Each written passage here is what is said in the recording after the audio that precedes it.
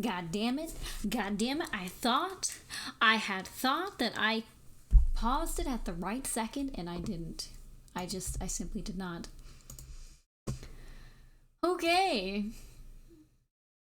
Maybe everything will be functioning for once, even though I can't do closed captions anymore, which is really unfortunate. Holy fuck, my lips look big. I didn't even overdraw them at all. Holy Jesus. I just didn't want to do orange again. So I did green, because I don't think I've done a green lip. Like, I did a green lined lip a week ago, but... Ugh. You know, after you wash dishes and your hands just, like, kind of reek like soap, but, like, not, like, good soap, like the... You know what I mean? Like, they smell... Ugh. That's what my hands smell like right now. And thank you, fuck. Seraden? Did I say it right? Musky? Yes. Musty is what the word I was thinking of, but musky would also work. Why am I not in my library? Oh, if anybody wants to simp for me, like, really hard, Octopath Traveler is on sale for 50% off, and I've been wanting that game ever since it came out, so if you want to just, you know, simp for me, you know, you could do that. Okay, enough dicking around. Library. So Raiden. Fuck. I apologize. I failed you. You're probably like, God damn it, can one streamer get my name right? Or, God damn it, how is this the only person who hasn't gotten my name right? So Raiden or Sarah works. Got it. Oh, old OC from when I was a young teen. My old Twitch account, which I will not disclose, the name was something so messed up, like nobody could say it right, and the joke was always, that I would always tell people is, it's okay, I don't know how to say it either. And it was an old OC name. Why is my library not loading? Maybe I'll just have to open it up from the desktop. I have a speaker. They're the kind of speakers that are like linked together. And it just keeps slowly, every time I move it, it keeps slowly inching over in front of the bottom corner of my screen. And I can't click that little sliver button on Windows that like minimizes to your desktop. Okay, the letter should be, here it is. I was like, I know I have it on my desktop somewhere. Pretty rare. Sometimes people correct, then uncorrect themselves with it. It's fun. Or at least you're not bitter about it like I am. I used to be so bitter about people saying my name wrong. Not my old name, but this name, Minty Minen, that when I would go into a streamer's chat, if they said my name wrong, I would clip it and share the clip with my friends, and we'd make fun of the way they said it wrong. But I don't do that anymore because I'm mature. Somewhat. I just want to uninstall OneDrive from my computer because it's always bitching that I'm not signed in. And it's like, I never signed in to begin with. Understandable. I have one of my speakers doing similar. Yeah, can they just stay still? And I know it's my fault because every time I turn, because the volume is attached to that one, every time I turn it, I'm just gently moving it over and over, but fucking hell, stay still. Also, hello there, Prometheus. I'm sorry you guys can't see the game right now. Here, let me stop to just chatting. Right here. Just until I get the game booted up. Holy fuck, my lips look big. I look like a goddamn frog. I like it. I couldn't do too much with my makeup because my acne flared up really bad. And I also have that reaction from the pressed pigment that I put on my eyes like an idiot because you're not supposed to put pressed pigments on your eyes. So, because this skin is so sensitive, I can't do anything crazy as far as acne treatment goes. So my acne has been acting up because I haven't been able to wash my face the same way that I normally do. But it's fine. I don't give a shit. Y'all see me with makeup, y'all see me without makeup, with acne, without. You know how it goes. So tonight we are hopefully beating The Letter, which is a horror visual novel. The writing went all kinds of crazy last night. I don't know what happened, but it just went absolutely bonkers. And I can't say it was in a good way, but I definitely wasn't in a good way. I gotta close out all these other Twitch tabs. I lurk in 5 streams a night. And it definitely tries to kill my computer, but I can't help it. I can't help it. Oh god, bright screen, bright screen. But how are you doing, Sarah? Hope you're having a good time zone so far.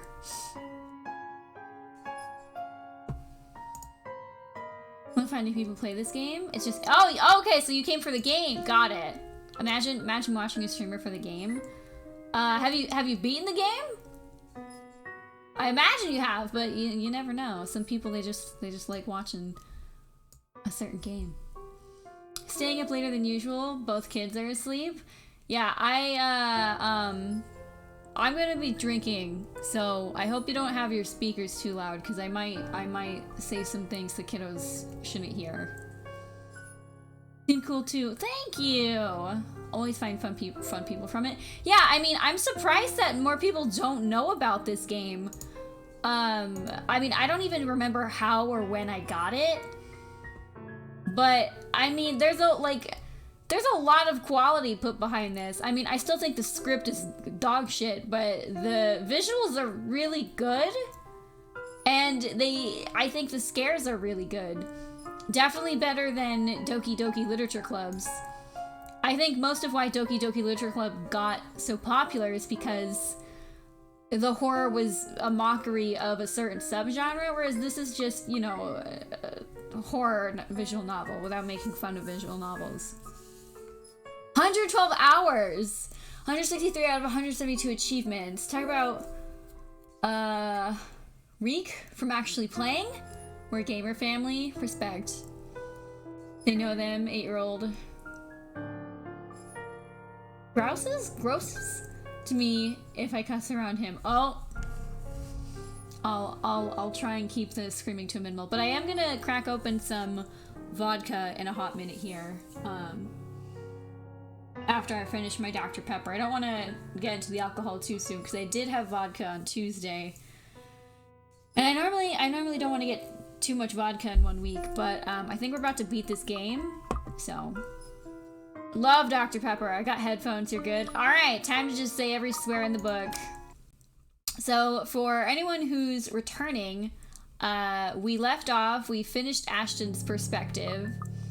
We did a couple lines of dialogue for Luke. It looks like we're starting off where Hannah's ended, where she had her mental breakdown. But for what happened at the end of Ashton's route, we broke into the Ghost Girl's, I mean, not the Ghost Girl, well, I mean, basically the Ghost Girl's house, because I guess she lives there at some point. We broke into the mansion. The Ghost Girl was, like, being real freaky, and nobody was in the house. And then the butler literally tried to murder us and then threatened to murder Isabella, who randomly showed up. And then we knocked out the butler, had a really awkward romance confession between Ash and Isabella that was very jarring. And then we get chased by the Ghost Girl, corpse party style, going through these, like, different dimensions of the house. And then by the time we get to the real version of the the foyer or whatever, Johan's best messed up battle. I love Johan so much. His character makes no sense, but I love him. But yeah, we get to the real foyer and Luke is just standing there with a gun ready to kill us all for some reason. Which whatever, and I guess Hannah was missing, but then at the end of Ashton's story, we see Hannah at the top of the stairs with the Ghost Girl behind her, and I guess the Ghost Girl's gonna throw her down the stairs or something. I don't know. It got messy. Agreed, it's definitely better than DDLC, but also, like, I like Otome. Oh, I love Otome games. So I have no room to talk, though some of them are pretty amazing. I really like visual novels and dating sims. I think they're fantastic. But I was one of the very few people who went into Doki Doki Literature Club thinking it was an actual romance game, and I had no idea that it was a horror game until it happened. The thing that happens. And yeah, that happened. I lost half of the VODs. Because I did beat the game on stream, but I lost half of the VODs. But the first half of the game that I played is up on YouTube if anybody wants to see it. But DDLC was also like, I think it was free, right? It was a free game. I think it was. I don't know. So I can't really knock it for not being like top tier horror because I mean it's a free game. I've been an Otome fiend for a few years now. I'm actually working on making one. I do know of Itch. Is it Itch.io? I just call it Itchy because I think it sounds funny. God, my hands really smell like that nasty dishwater. Just put like way more hand sanitizer in my hands than is necessary. I know that some people find it meme worthy, but I unironically love Seduce Me the Otome. I know a lot of people are like, oh, it's so terrible, and it is. It's terrible, but it's so good. I have like 80 hours in that game. 80 hours. Yeah, I'm. It has its issues, but it's fun. Yeah. That's one thing. Like, because like I don't know how this game is gonna end, but I already know that unless the ending is like literally abysmal, I'm probably gonna give this game a positive review because even though it's got its issues, I've been having a good time. And at the end of the day, That's what people want to know. Did you have a good time with the game? My big guilty pleasure one is the Vita. There's so many good ones on the Vita, and I don't own one. I just bought the what is it? The Code Realize? Is it Realize? No, I don't know. I think it might be. I don't know. I bought the PS4 pack that comes with like the DLC or whatever, and I want to stream that sometime, but I've been kind of dog shit due to it streaming. Here we are. This is legit more of a game of replayability than the ends bits. Yeah, no, I've noticed that. Like, I always save at every, like, option. And I've noticed that, like, there's, like, actual, like, differences. Like, I accidentally died as Marianne at the mirror part. And it was, like, unlocked bonus content or whatever. And I was like, oh, okay, so I should probably go back through the game after I beat it and see what's going on. And then I just noticed this last night. There's this thing called the branch. I didn't even know this was a thing, but I guess it'll tell you what could happen in the chapter. And I was like, when did this happen? But I'm not gonna look at it until I beat the game. Just got Pia Fiore. Did I say that right? But also BRB, legal state, smoke break with my dad. Flowchart, yes. Achievements for 100%ing them. Well, you have a good break. But, yeah, I definitely think this is a game that I can see myself replaying. Maybe not on stream, just because it's a lot of reading, and that's a lot of reading. And visual novels aren't really good for a streaming career for anybody.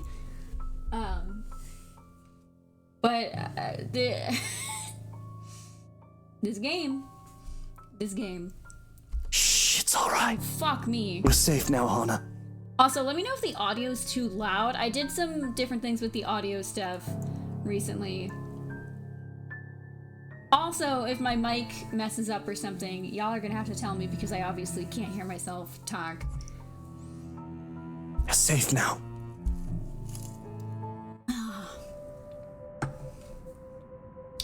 Must have sat there in the kitchen, cradling Hannah in my arms for an eternity, until... I don't know how to pronounce that. And a maid ran in, assuming the worst.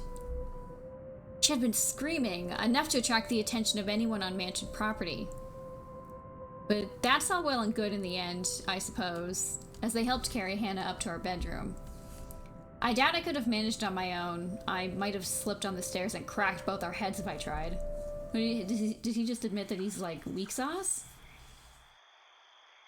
I think he's referring to the butler.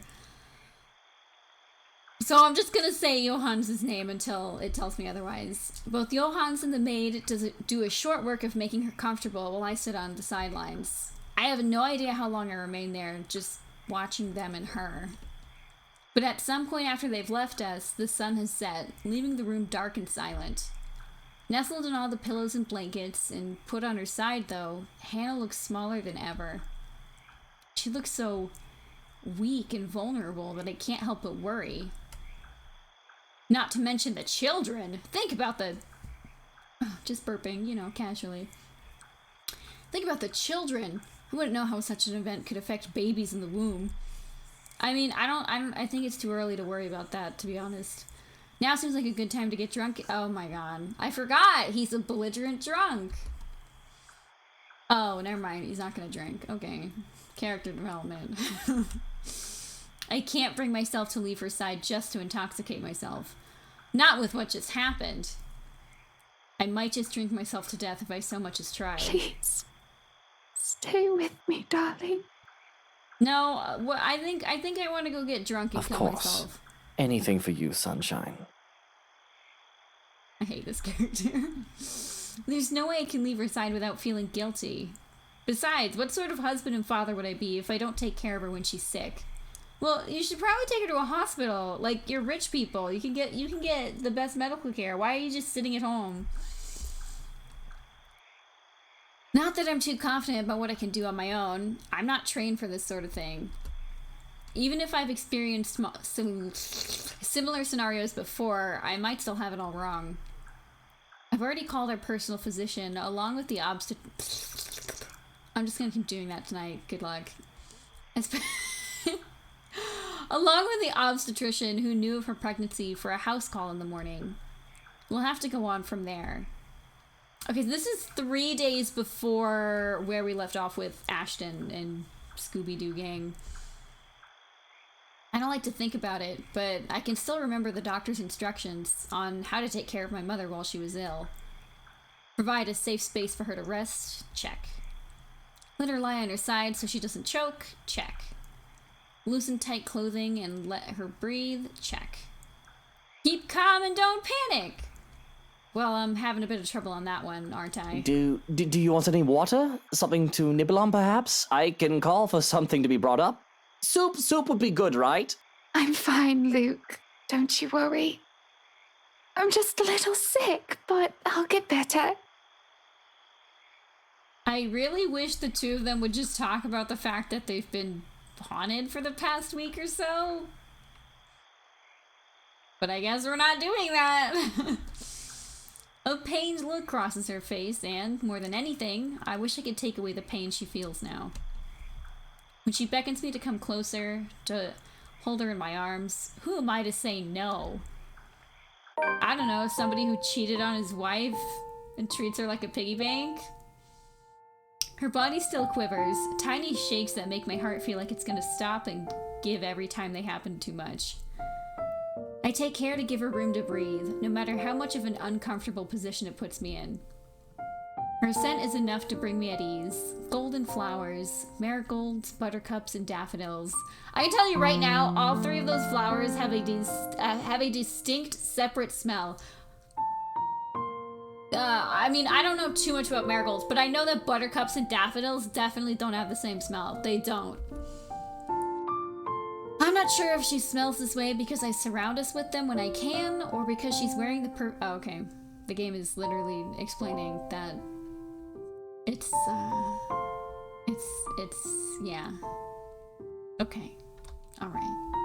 I'm doing the same thing I did with Marianne, where I'm just nitpicking because I hate the character. There we go. Now, are we comfy?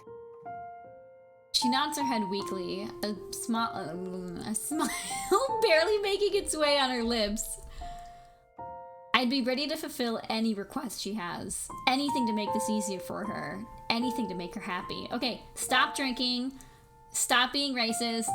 Stop being a womanizer. Stop cheating. Stop being a piece of shit. Stop breathing. You know, just get all of that done and you're forgiven.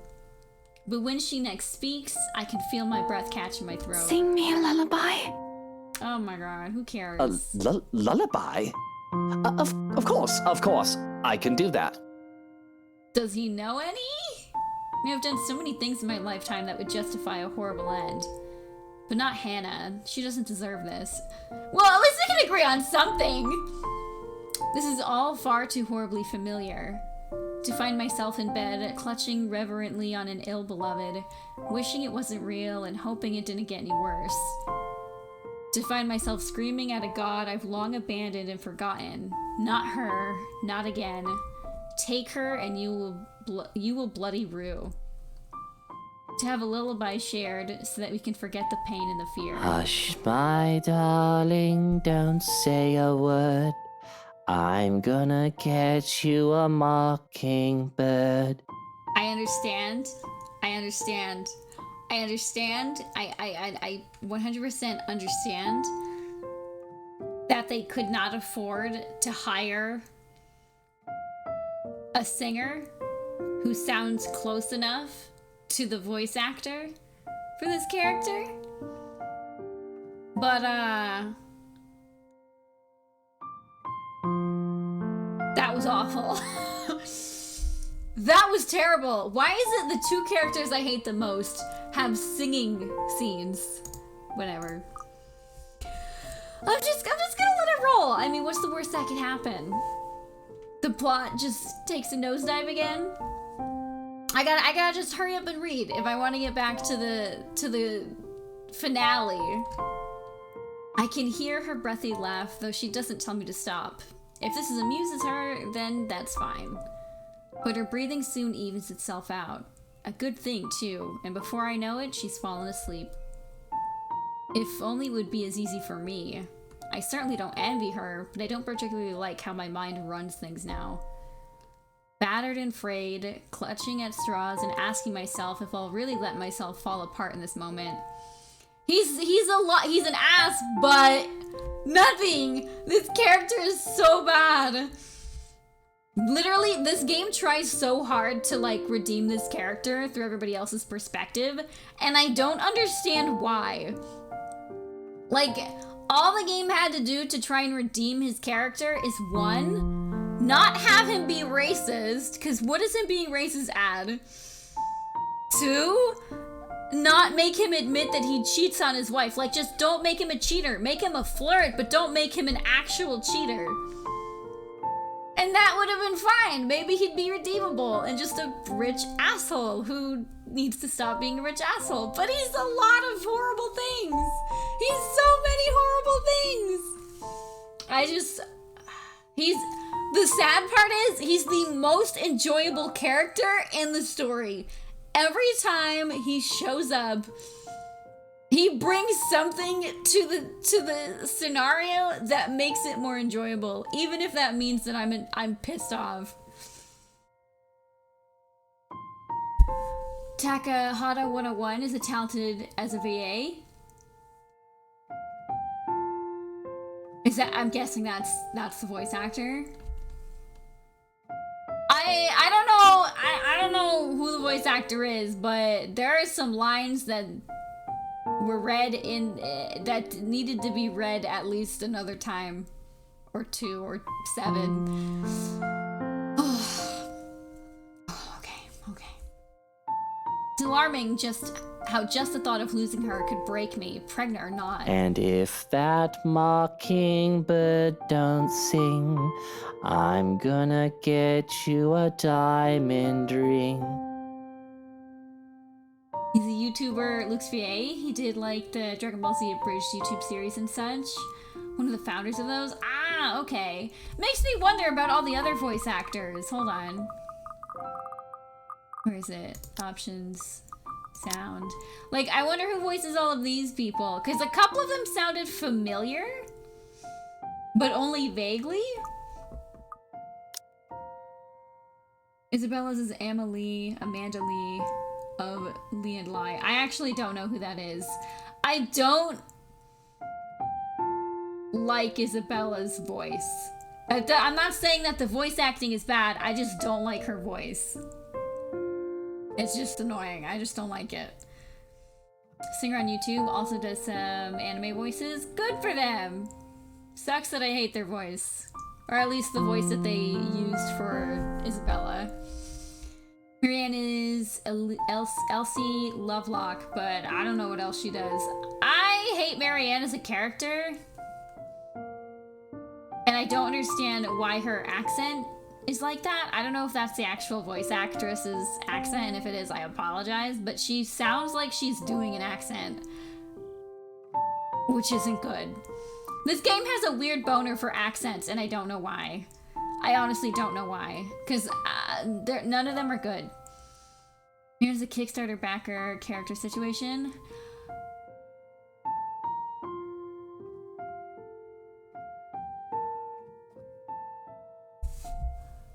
Earlier, when I was playing through her perspective, I called it. I said that this is some kind of self-insert waifu fucking character. And I was right. I was right. I was fucking right. That makes so much sense. I was like, why the fuck is this architect character have all these weird personality traits? The whole her and Lorianne situation was the backer, what was worked out with them and the devs. Oh my god. I fucking knew it. I called that shit. I know things, guys.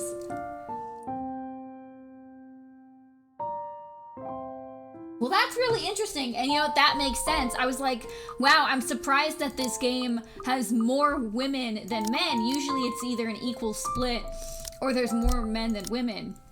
Unless it's a dating sim, in which case it's usually very one or the other. But that makes so much sense now. everything's making sense. You're just a fucking bucket load of information. God damn it, I said bucket load. I've literally never said bucket load until I played this game, and they randomly said bucket load, and I was like, yeah, I guess. Next thing you know, I'm gonna start saying hatful. Jesus Christ. That is so interesting. I still hate Marianne. I think she's written terribly. I hate her. Her personality sucks. And you know what? I don't care that she has a cat. I have to live up to my IRL name of Alexa on my random factoids as best as I can. Well, you're bringing the information that I want, because there have been many times where I question things in this game. And now I know. Now I know. Here's what I mean, I don't like any of these characters. Like, I think they're all bad people. Well, Zachary's not. Zachary's like the only character in this game that's probably doesn't even remotely deserve to die. Not even a little bit. I don't understand why the Ghost Girl's trying to kill him. He's a decent person. But if everybody did die, I wouldn't be upset about it. The backers also pushed to have Ash's ringtone. Oh my god. I hate that ringtone. Every time it shows up, I skip until it stops, and then I have to go back and read the log to see what has been said. Man, you can get... What the fuck is wrong with Kickstarter backers? I've only backed like maybe 2 things ever on Kickstarter, because I know this is bad, but I just don't do Kickstarter, like crowdfunding stuff, because there's no guarantee that it's gonna be made, and I'm poor and can't just afford to throw money at random projects. But, what the fuck is going on with Kickstarter backers? Because, what the fuck? Cackle because I love seeing people's first live. I mean, my VODs are still up if you want to check it. My VODs are still up. The level of spluttering and confusion and the realization at the ringtone is amazing. Yeah, I was pretty speechless.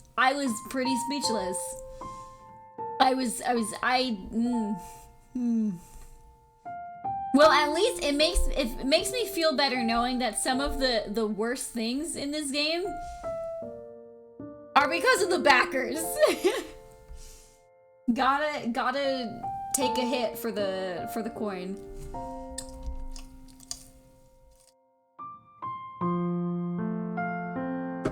His tragic backstory is that his mom died? Really? Already lost my mother, the only other woman I've truly loved in my life, because I'm a terrible person and I hate women. And without knowing them as a young man, that wounded a great part of me. I'm aware now of how scared I am, for lack of a better term. And if anything ever happens to Hannah, well, I just don't know what I'd do after the fact. Would the loss drive me insane? Would I become mad and swear bloody revenge on a world that deserves less than her? Wow, he's like actually crazy. If you go into the journal, it has a profiles tab. The problem, and this isn't the only game that has this problem, so it's not like this is the only game that does this, and so I can't completely blame the game because this is kind of like an industry thing. But this font is unreadable. I have a hard time reading, and so I usually... back when I had closed captions, I used a dyslexic-friendly font. This is not a dyslexic-friendly font. This is very hard to read, especially because it's like gray text on like beige text on like a slightly lighter beige background. It's just not easy to read. So like I've read these profiles, just like these bits, but I literally can't read this. I cannot do it. It's too small. It's too crunched together. I'm sure if I strained my eyes and really tried, I would, but it just ain't worth it.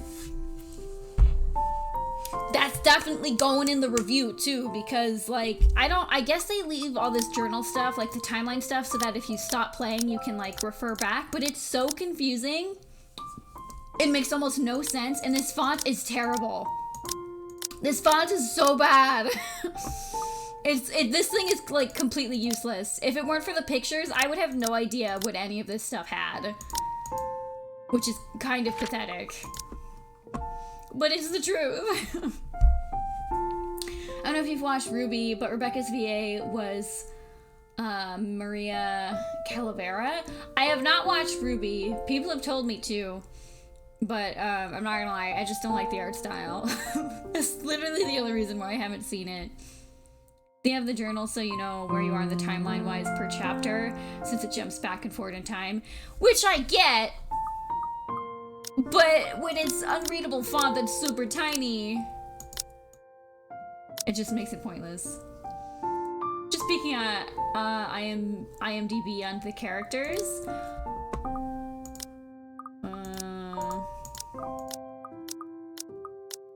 I don't know whose voice actor or voice actress it was that I heard earlier that sounded familiar. It honestly could have been an NPC. Oh, I don't know who voices Kylie, but she needs to get shot. She needs to get shot and gunned in the streets. I do not hope her career is prospering. I hope she has pink eye. I hope she's got a sore throat and a buck tooth because, oh my god, her voice is terrible. It's terrible. It's awful. I hate it. I hate it. Cannot stand it. Cannot stand it. I have visual snow and that impacts it. Wait, what? Visual snow? Is that a thing?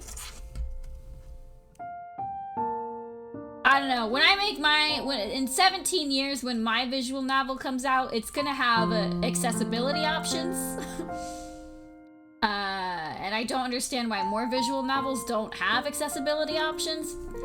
Because, like, when literally, like, the bulk of your game is reading, you should make it easy to read your game. Visual snow is basically a constant layer of see-through static on my whole vision. Oh. That sucks. Worse in the dark by far. That sucks. That sounds awful. Yeah, that just sounds terrible. That sounds like something straight out of a horror movie, and I weep for you.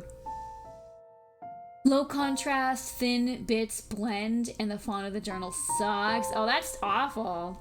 Yeah, I used to have a closed captioning, which doesn't work anymore because of the new Windows update, which, thanks, Microsoft, I guess. But, it was very thick text that was dark on a lighter background, and I had a lot of people complaining. They're like, your closed captions is really big, the font is really big, the background is really bright. Like, people wanted me to swap it to a dark background with a light text, and I'm like, that's not dyslexic reader friendly, and the point of closed captions is for the people who need it. So, granted, it doesn't matter now because I can't do closed captions, but here we are. I didn't know it wasn't normal till I was a teen. Spent the night at my friend's house, and she had to guide me to her bathroom at night since they'd moved recently, and I hadn't figured the setup of the place yet. Oh, damn.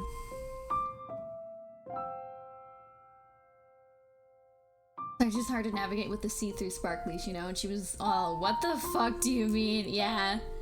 It's like, I knew this person who, didn't realize that they were allergic to, I think it was oranges? Yeah, it was oranges, and they were like, yeah, I'm not a big fan of, like, how spicy oranges are. And I was like, what do you mean spicy?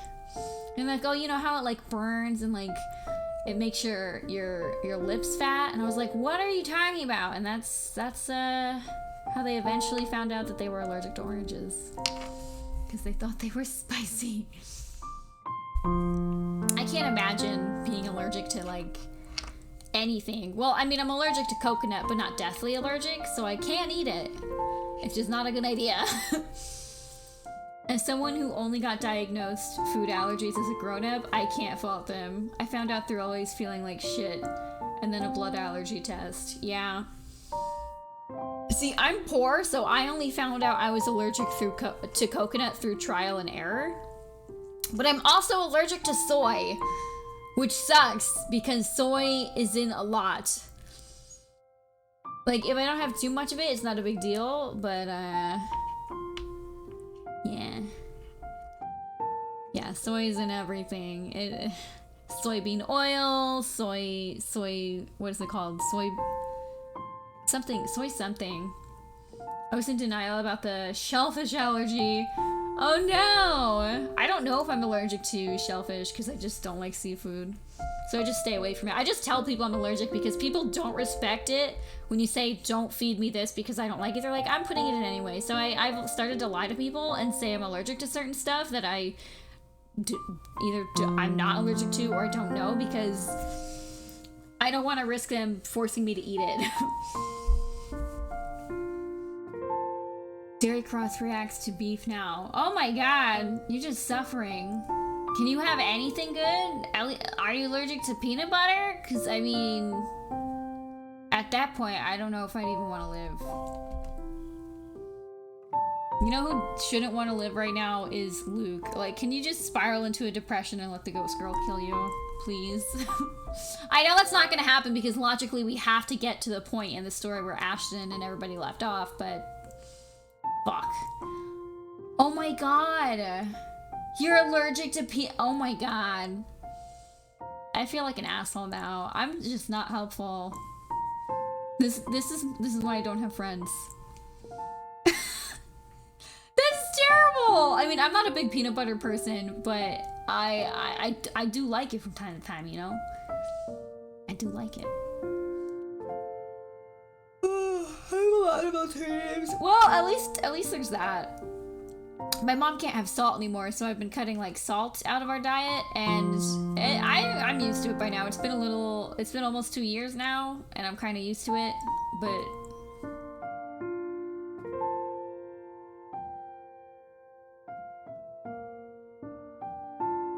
see, I remember when Instapots were all the rage.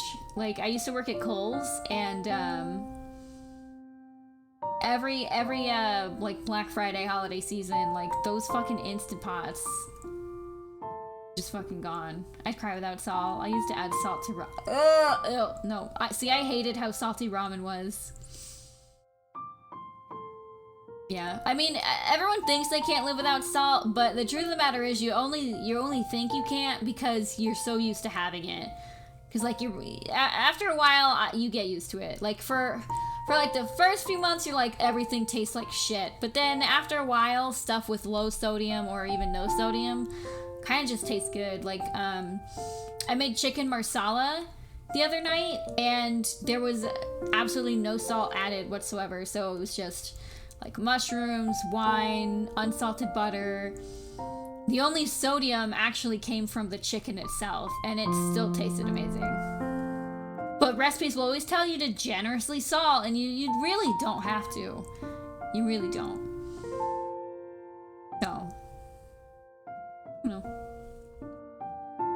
When I end up drowning in sorrow and guilt until I end up drinking one night and figuring a bullet is good. Okay, wow, he's going there. All right, you know what? Go for it, buddy. You're a terrible person. Or perish the thought, would I become like my father?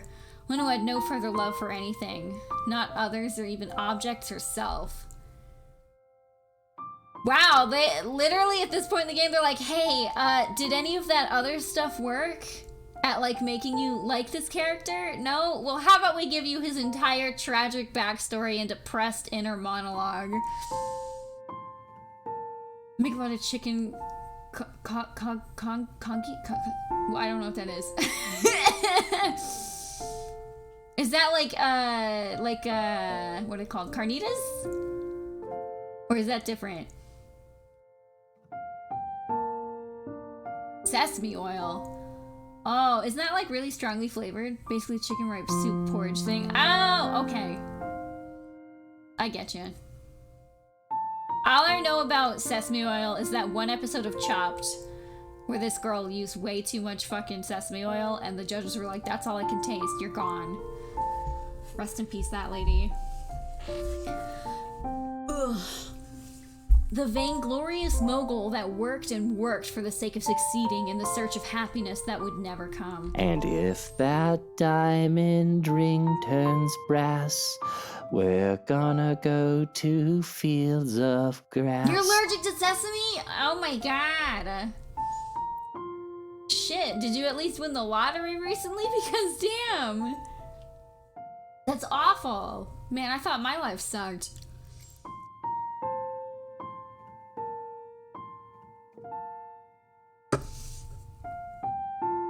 Oh my god.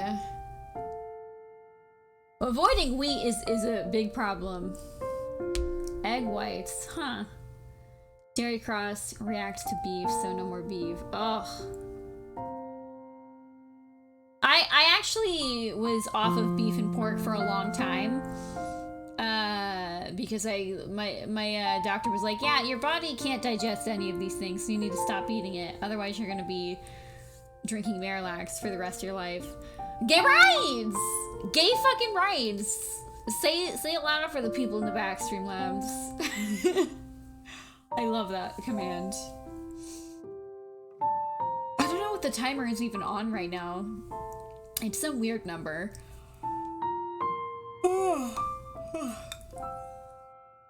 But I think when we moved out here a few years ago, I just said fuck it, and I went back to eating whatever I wanted, which is making my body try to kill itself. But you know what? You only live once, right? Who's gonna kill me? Me? I cook a lot of food at home, but I have a good microwave popcorn brand that is safe for me. Ooh, what brand? Speaking of popcorn, I mean, you probably can't eat this. It's probably got literally everything you can't have. Yep. Glucose syrup from wheat or corn. Butterfat, cream of whey, soy.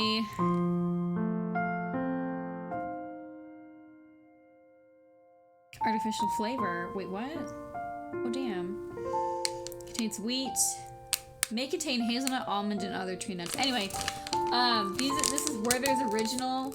It's very expensive, but it's caramel popcorn, and this shit slaps. This shit slaps. I'm obsessed with it. You know what? I think I'm just gonna eat some right now. I fucking love this stuff. Oh my god. It slaps.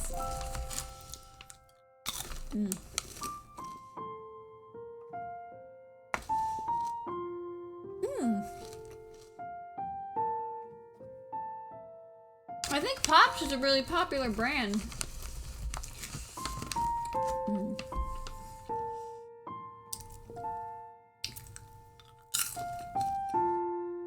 This is the content you guys pay for. Don't tell me it's not. I like how he's pretending that he's not a piece of shit. Bloody hell. I even started counting Hannah for the money her family had. Courting Hannah for the money her family had. She was a mark to be oh wow, really? He was like, I was a piece of shit and just trying to use her for her money. But then I thought she was really attractive and decided maybe I'll use her for her money and her love.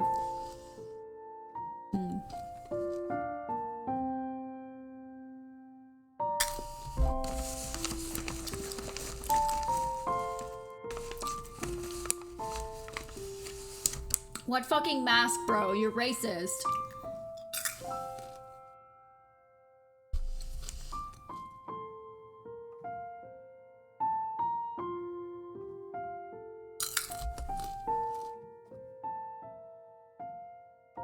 I wish I could care for his inner monologue.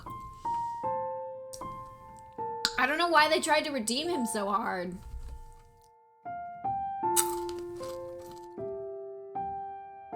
And in those fields where we roam, we'll take daffodils for our home.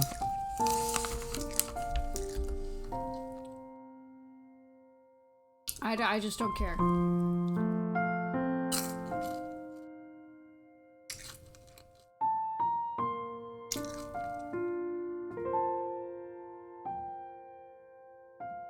Wait, what? Is that what that says?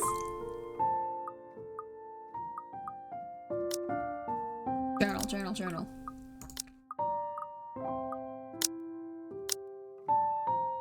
Oh my goodness!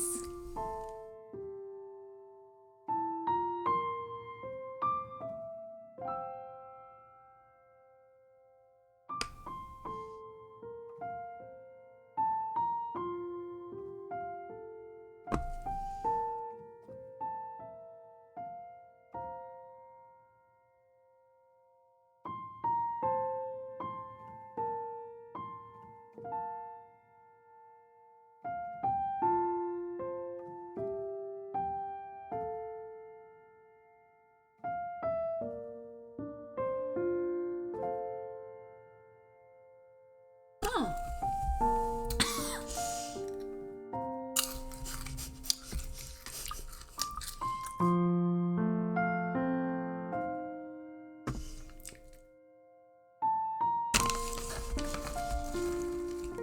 Okay.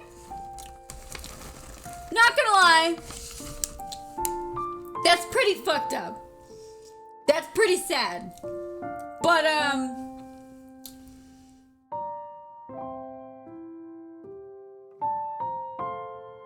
why is he racist? Why is he racist? Cool motive, still racist. I think he's just a victim to bad writing. Because, like, not only does the racism thing not only, like, hinder this whole redemption thing,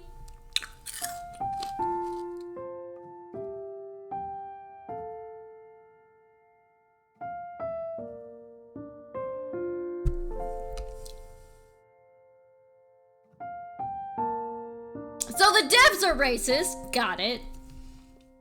Nothing like a trope of, oh, this prostitute got beat up and gangbanged by a bunch of black people, and so now her goody good fucking mama's boy son hates black people. Love that. Whew.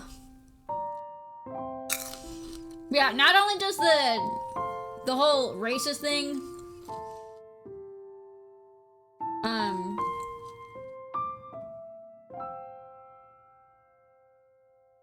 made a printer crumb show up. It's stuck in an ad. Rest in peace. Use ad block. Use ad block.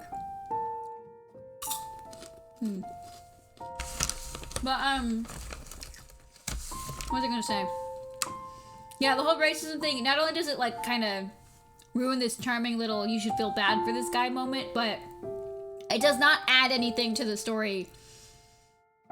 Because first of all, not only does it make zero sense, because why does Zachary like the racist man more than Ashton does?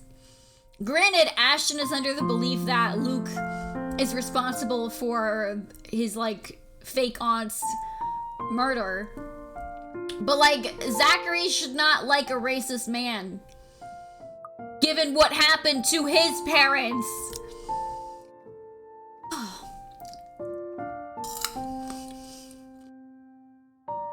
Well, you've got my permission to use ad block whenever you're watching my stream, because I don't make more than maybe 4 cents a month off of AdSense. And Bezos is making like 100,000 times more than that based on ads, so.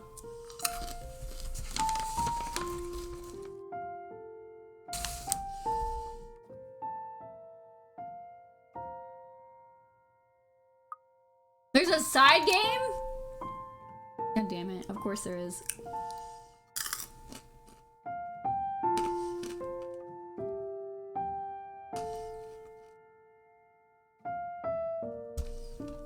Does he not understand that having things in common with someone is not the same as loving them?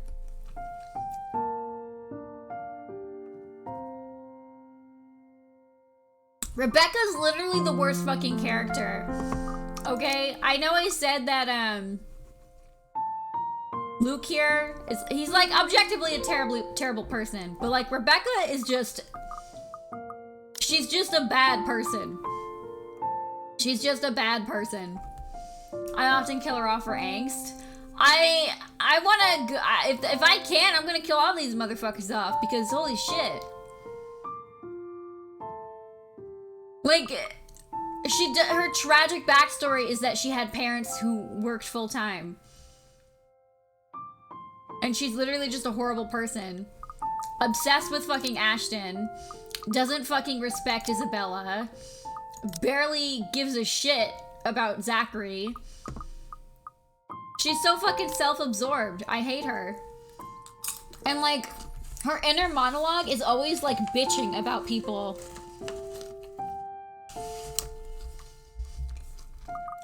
Yeah.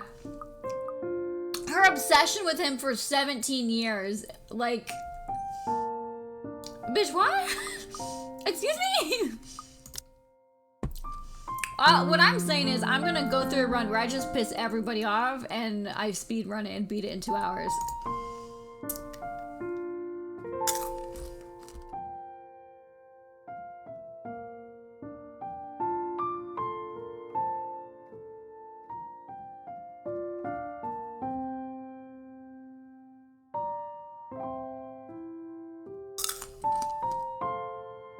And if those daffodils die and wilt, we'll still have the home that we built. You didn't build a fucking home, bitch. You bought it.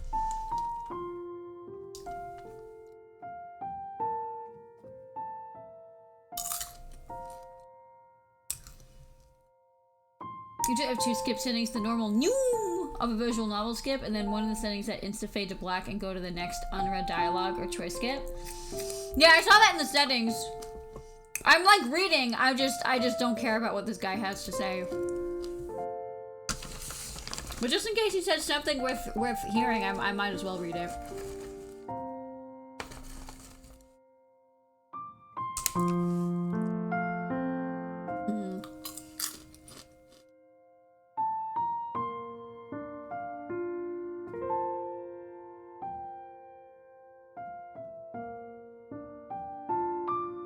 I'm surprised his liver isn't already fucking destroyed.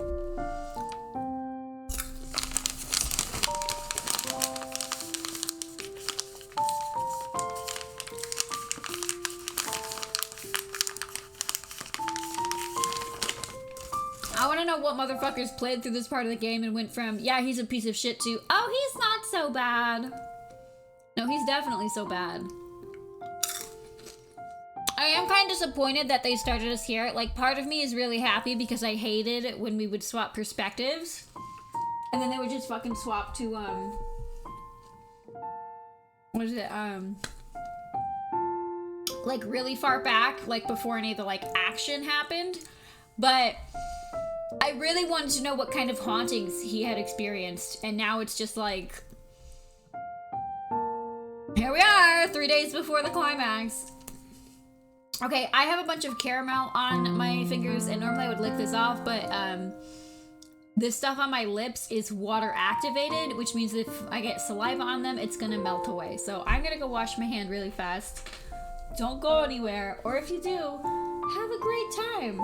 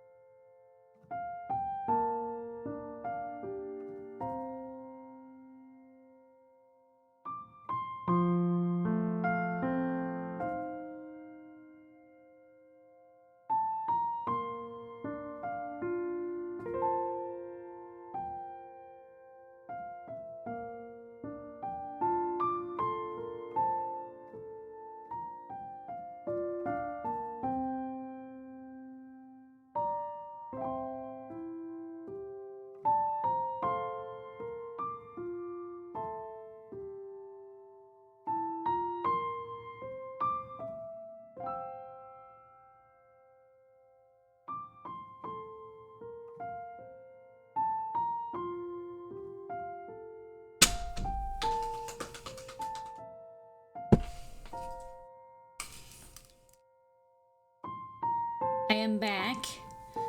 Yeah, the lights, it's actually one of those lawn ones that you're supposed to like stick in your lawn and like face at your like siding, but we don't have an extension cord for outside, so we just use it in the house. So I stole it from the living room. In fact, I have a channel point redemption where you can actually change what slide is in there. There's 2 Halloween, 5 Christmas, 1 winter, and then like a bunch of other holiday ones that I can't remember off the top of my head. But that is a thing that you could do if you so wish it. How many points did I think it's like 5,000.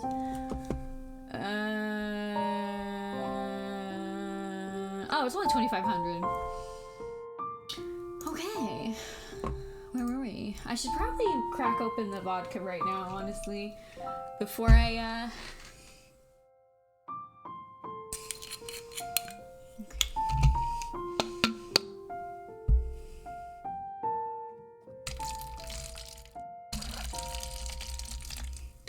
Okay, that's probably enough. That's like what, a shot, 2 shots, 5? I don't know. I'm not an alcoholic, I just can't do math. Oh. I love mixing kinky green vodka with Mountain Dew. Also cats! Yes, I have 5 cats. I think one of them is in here. I have no idea because it's dark. We have 3 ourselves. River, Rune, and Zelda! Those are cute names! Aww. That's adorable. We have 4, and we promised we wouldn't get another one, but Parsnip, the new kitten we got a couple months ago, she was just too cute. And Corona has given me my mom depression, so we needed something to uplift us. And so we have bastard child Parsnip. Chaos, war crime.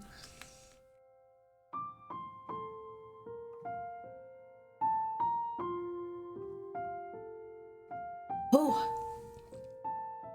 Wow, that tastes good. Very sour though.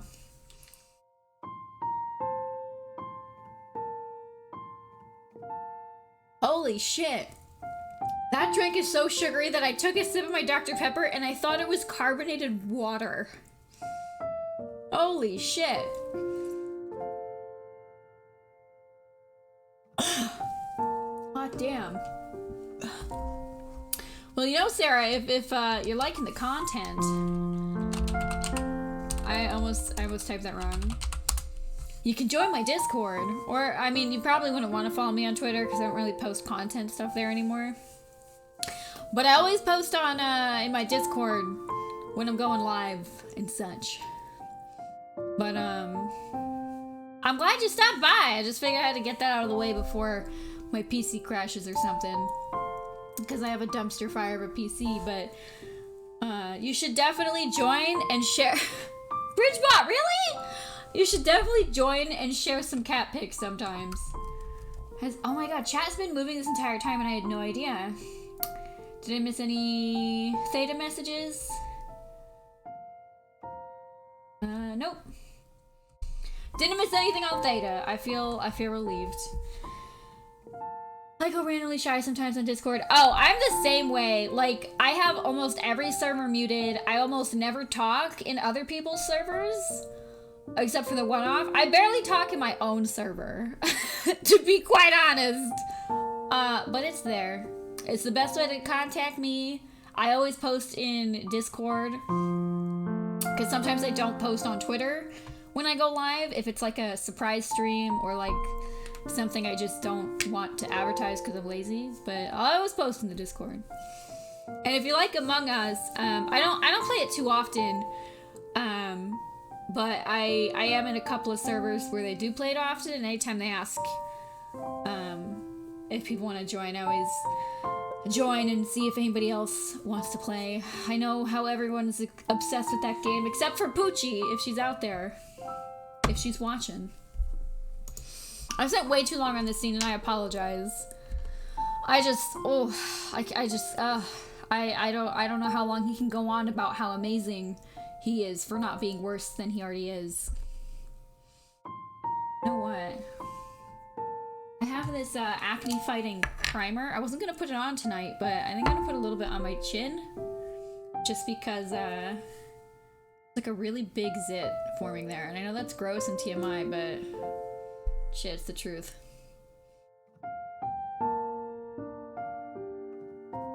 It's like, it's the kind of zit where like just moving your mouth makes it hurt. It's that kind. Ugh. And like, I know this is technically makeup, but it's non-comedogenic. Which a lot of people don't like understand. They're like, oh, it's makeup, it's gonna clog your pores, blah, blah, blah. I'm an open person myself and I understand. I get those ESP near PMSing stuff. Yeah, I get what you mean exactly. Ugh. I mean, I'm like very uncensored. Like I talk about my period all the time on my stream, and that's probably why I'm not partnered yet. No, I'm kidding.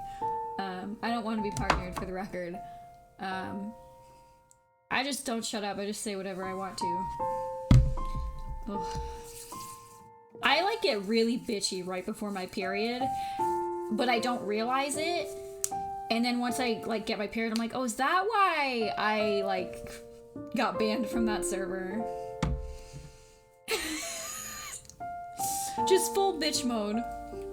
Oh god, my hair is making me sweaty in the face department. I know it looks cuter to have like my hair like frontal, but it's itching my acne. Oh no! Oh, well, at least people around you know. I feel like everybody around me is just like, why are you such a horrible person? And I'm like, I don't know, let's blame it on my dead parents. How about we do that? Like this motherfucker. I don't actually have dead parents, for the record. I was just making a meme because of fucking everybody in this game has a tragic backstory. Okay.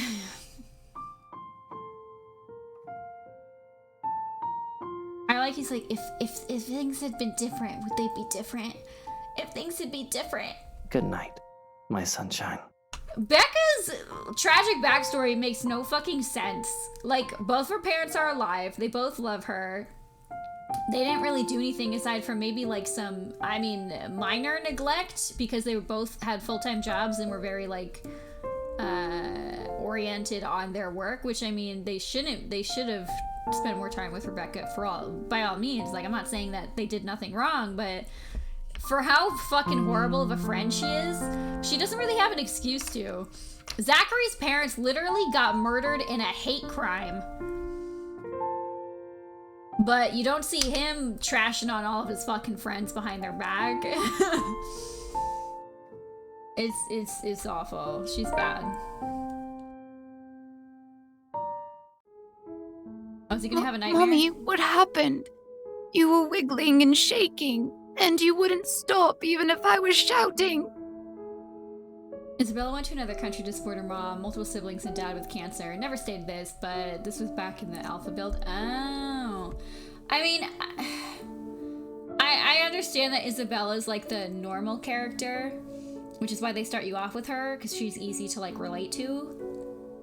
But she's still a bad person. Like, her interactions with Marianne shows that she's insensitive to other people's cultures.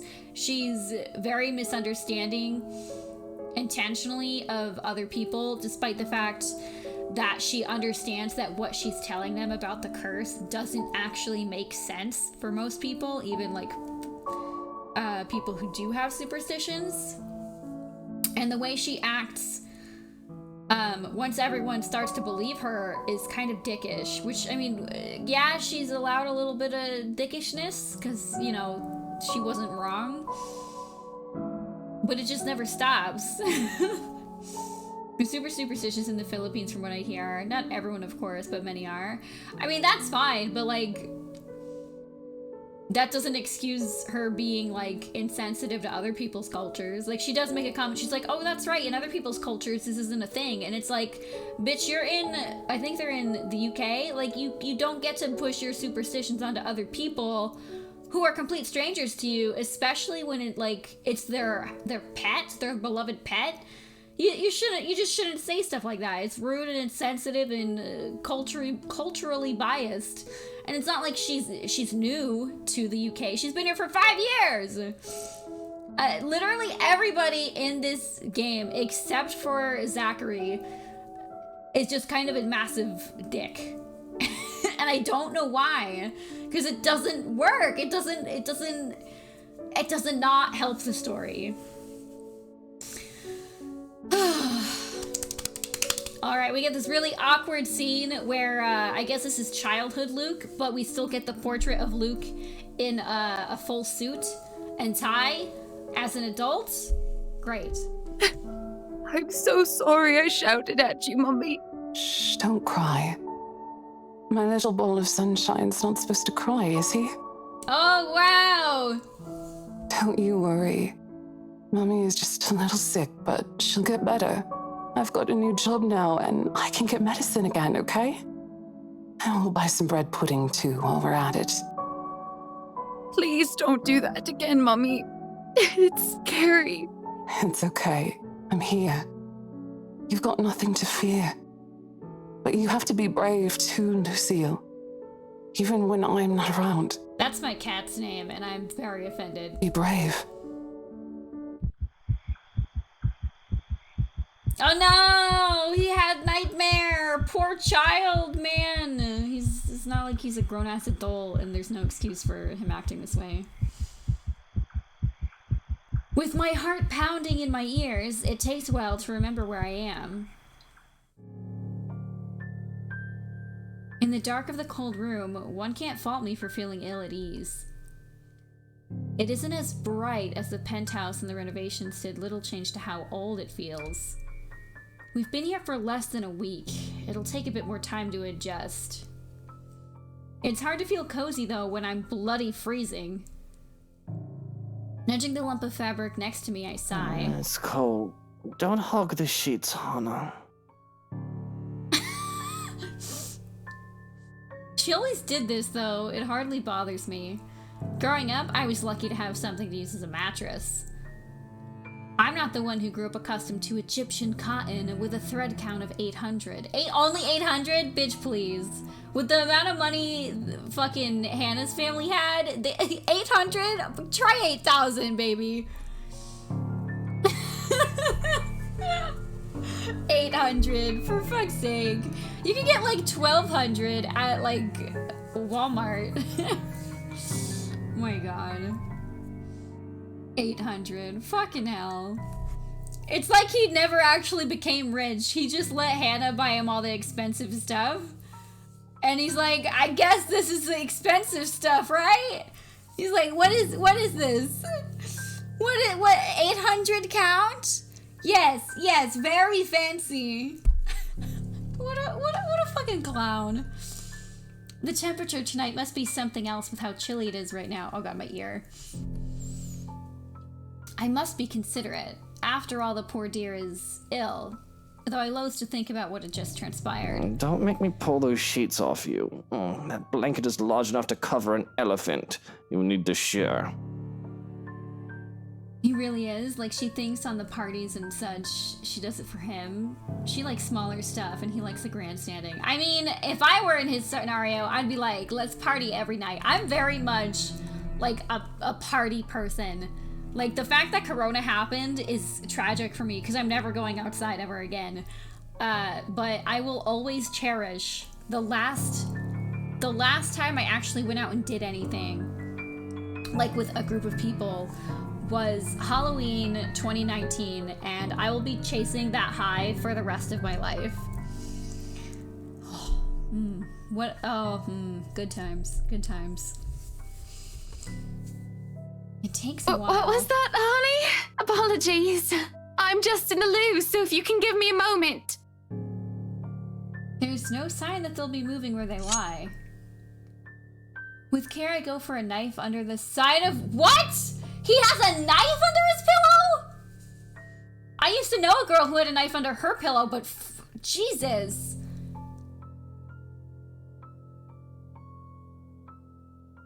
I literally have not left the house since, like, I think it was May or June. My mom's an essential worker, so like she still has to go to work, but like I don't go outside. The most outside I go is to pick up groceries or packages off my porch. But I haven't even gotten in the car since like, yeah, like months ago. I'm just never gonna be able to go outside again. I'm fine with that. I'm fine with that. I'll just never go outside. Because reaching out to uncover who's underneath, I have to prepare for anything and assume the worst.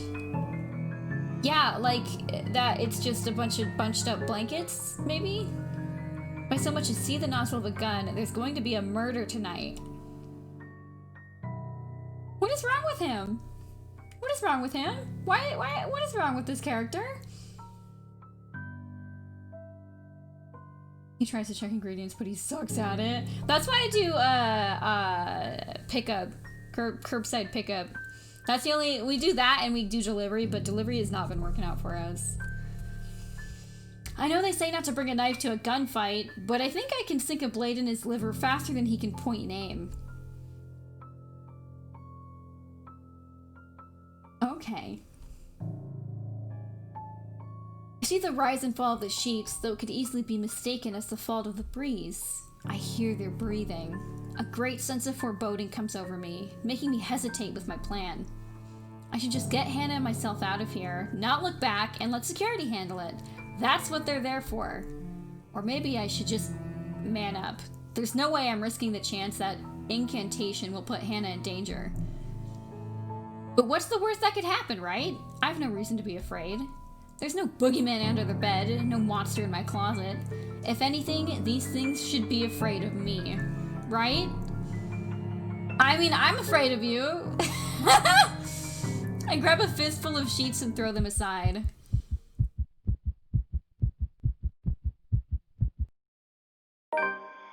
Nothing.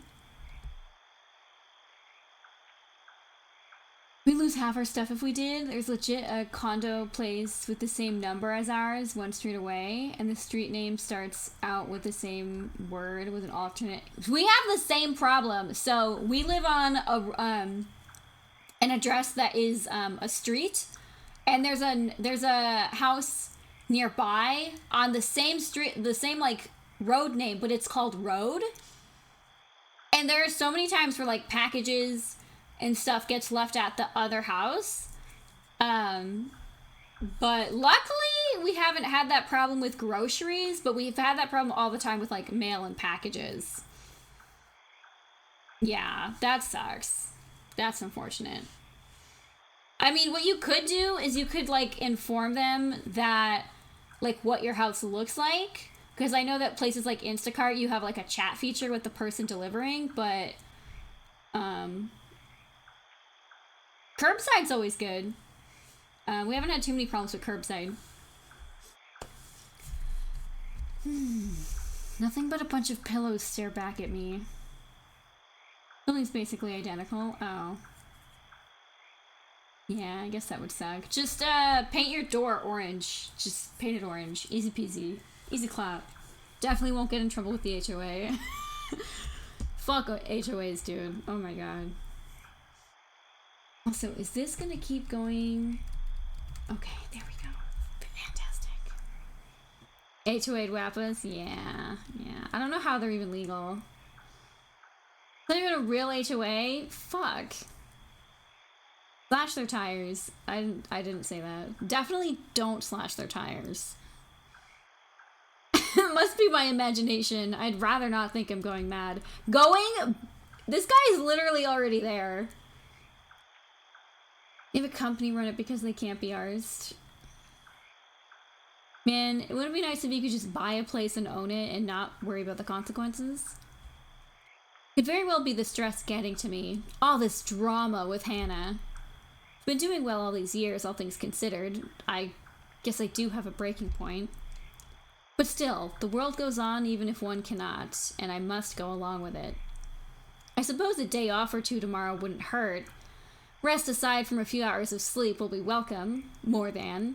Okay, I'm kind of pissed. This character could have been really good and, like, enjoyable.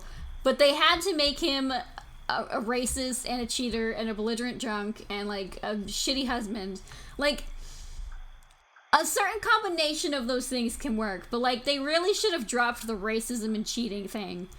Like, fine, have him be like mentally borked and like a belligerent drunk and a flirt and like shitty to his wife, but like I can't get behind this whole crazy thing when he's like racist and a cheater and like doesn't respect his wife, like unless it's in his inner monologue. He's legitimately irredeemable. Depends on the path's variance, though. Wait, really? Is he a better person if I do different stuff? Yeah, no, I know people like him exist. I'm not saying that he's not a realistic character. I definitely think this is the best Luke. Jesus Christ, he gets worse. Okay, I can believe he gets worse, but I'm okay. I'm confident now that you tell me that this is the best version of him, because I was like, did I do something wrong? Because I thought I was sucking up to him. I mean, look at everybody. Like, I don't think, yeah, you don't have any options with Isabella to go up with him. We're kind of, we're better than we were with Hannah. We're pretty up there with Marianne. We're maxed out with fucking Rebecca. Yeah, yeah. I don't know, I thought I did good. I thought I did a good fucking job. Yeah, this is pretty telling though. This is pretty telling. I just this could have been a much better character. Like, you can have a character be a bad person and still have them be redeemable in some way. But this is not how you do it. I don't think there's even any way to raise the stats between Luke and Ash. Yeah, I didn't think so. But I imagine, like, just for coding and, like, consistency, instead of, like, straight out removing, like, Luke's, like, affinity thing, it just made more sense to just, you know, keep it there and be like, yeah, no, he hates him. He hates him. God, this is not how you, like, I can get behind a crazy douchebag character. That's a fucking wild card, okay? I can get behind that. That ending scene with Ashton's perspective, where Luke's just like, hey, everybody, I'm gonna kill you because you're in my house. I don't know why you're in my house, but I'm gonna kill you because you're in my house.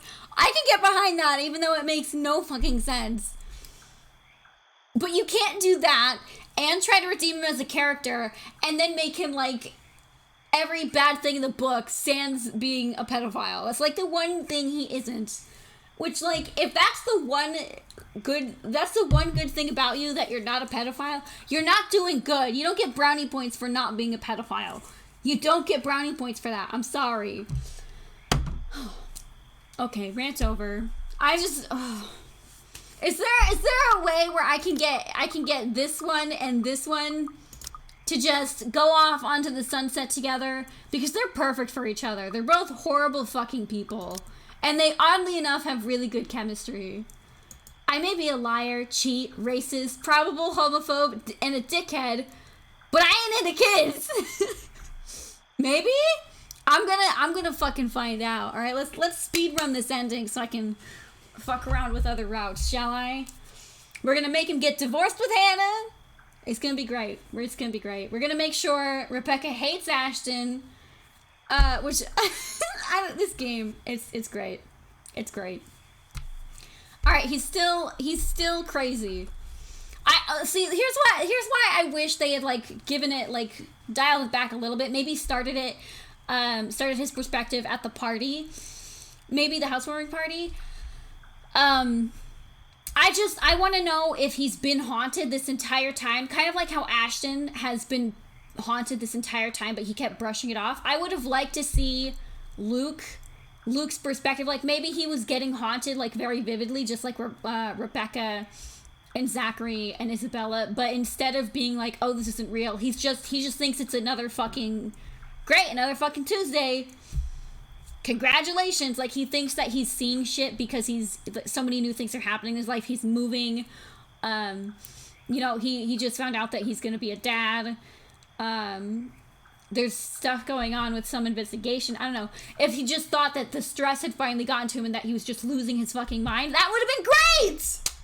That would have been great! But instead we start here, which is really awkward. And I think it's just too close to the climax. But I get it. Like, by the time you get to that climax part of Ashton's perspective, you don't want to go all the way back to, like, almost the beginning of the story. You want to get back to that finale. So I get it, but I still wish we had more to go off of.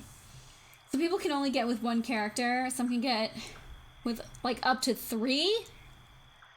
Wait, what? A bit salty on that?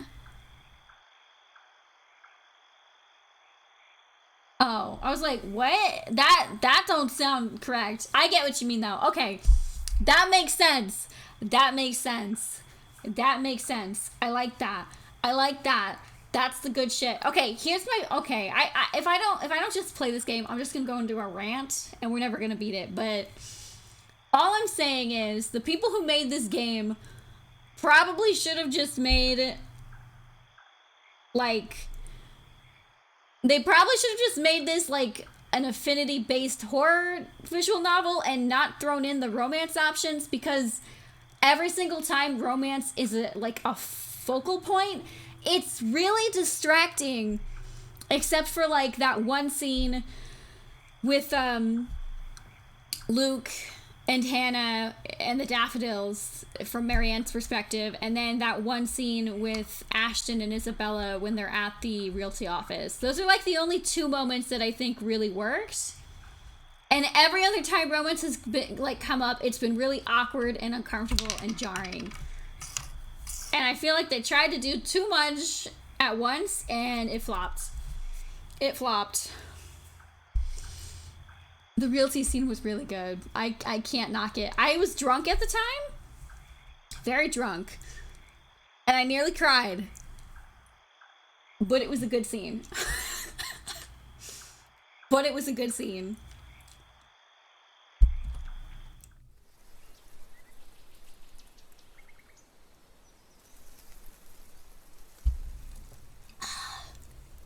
Ugh. Very sour.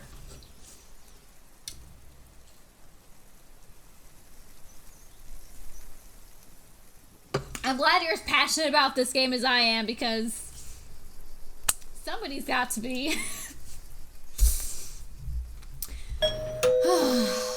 What happens on the 30th? Hold on, I gotta check the journal timeline thing. Okay, Rebecca's at the library. Yeah, okay, who the fuck is bothering them? Because it's not Marianne, she's still locked in the basement. Who the fuck is bothering him on the 30th? That was me, stoned the other night with that Pio Fiore one. I had a super feelsy dark sad route, and then it blindsided me with extra sad feels, yeah. Yeah, I don't know. I mean, I guess this is new content. Hashtag content new. Wow, fresh. New. Can we please see him getting haunted? Like, I'd love that. When the piercing rings of a doorbell reaches even the bedroom, I'm very much inclined to think the person who built this place lacks any sense of it. Perhaps the only good thing in this is that the ruckus has chased away the needling guilt from last night's commotion, if only temporarily. I'm still not over the fact that he has a knife under his fucking pillow. Like, Jesus. Still, it's a bloody annoying distraction. I can tell already that this is going to be a long day. It hasn't even started. Why is he me right now? Before the racket even lasts another minute, I'm peeling myself off the bed and heading straight for the main door. There will be a murder today, if this doesn't let up. How quaint. It seems everything in this blasted universe is intent on getting in my nerves as of late. Gordon Bennett! Only a Nancy would knock at such an ungodly hour! Oh, that's right! This is when, Zachary comes, and if you break into the house, you die. In the first place, I shouldn't be the one doing this. This is why I hired a valet, for fuck's sake. Where's that damn butler when I need him? Off with his husband. You know, I honest to God thought, like at the beginning of the game when I was going through Hannah's route, I honestly thought that Luke and Johans were secretly a gay thing, and I was wrong, half wrong, because Johans ended up being gay, but still, I'm just saying, it would have been nice. It would have been nice. Where's the fan fiction when you need it? With the mansion this quiet at this hour of the morning, it's easy to believe those little ghost stories might be real. But the only horror here is the news Hannah's brought forth yesterday, and the very idea of me being a father. Just get a divorce. I have a new thing, I think, from some dialogue I saw on a route and in snippets. Never started though, but I still think it's true. Fan fiction, make it happen. This is why I want to make my own goddamn fucking visual novel, alright? Like, granted, it's not gonna be high tier fucking story, but shit. At least it'd have gays in it, you know? I think they're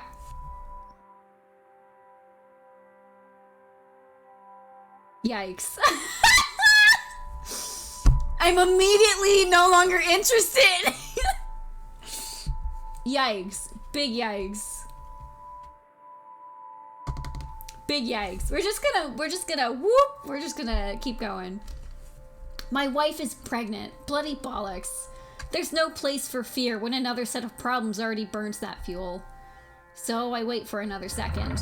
When no butler still answers my call, I simply yank the door open myself, prepared with more force. Wait, perhaps with more force than needed. And maybe it should be appropriately there, considering the person on the other side and the hour he dared appear on my doorstep. Even someone with half a brain knows not to disturb anyone this early. Brief confusion quickly gives way to anger, and before the bloody photographer can even get a word in, I'm hurling venom at him. It's less than he deserves, really. Hannah will disapprove, scold me for treating the photographer with such disrespect if she hears me right now. She seems fond of him after all, despite meeting him only once or twice.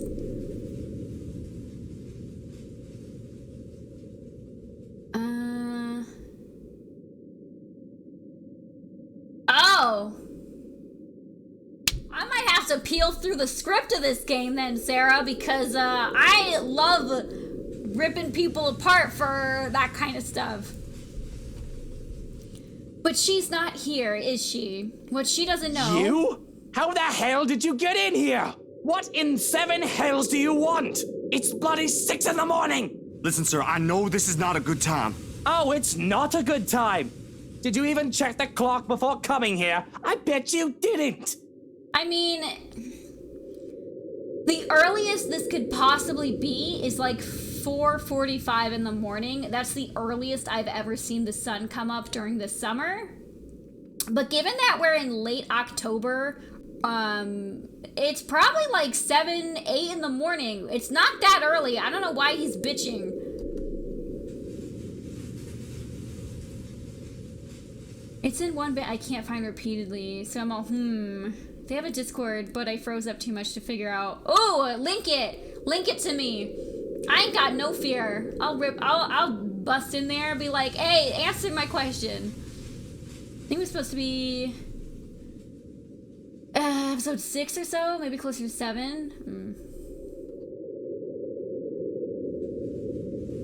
This is still my home. My rules also apply to this place as much as Hannah's do. As simple as that. Unlike you, the ones living in this house need to sleep. It just so happens it's also a person I will never take a liking to. No need for remorse. Come back when people are actually awake, or I'll call security on you. He continues shouting even as I slam the door in his face.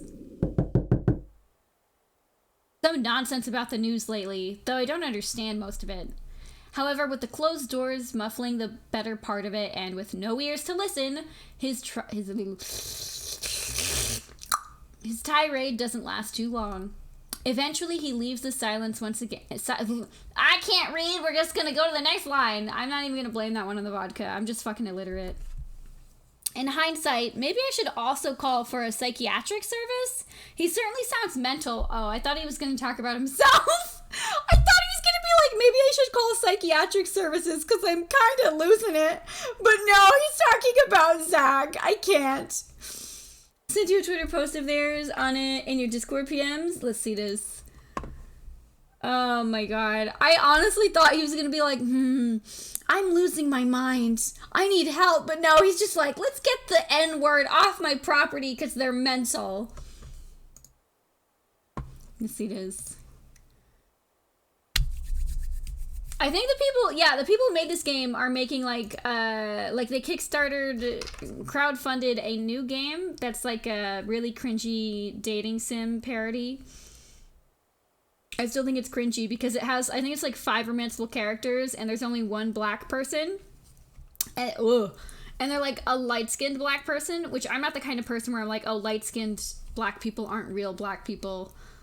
But when literally you have that many romanceable options and 4 of them are the pastiest motherfuckers I've seen, and your only dark-skinned character is like lighter than milk chocolate, I've got problems.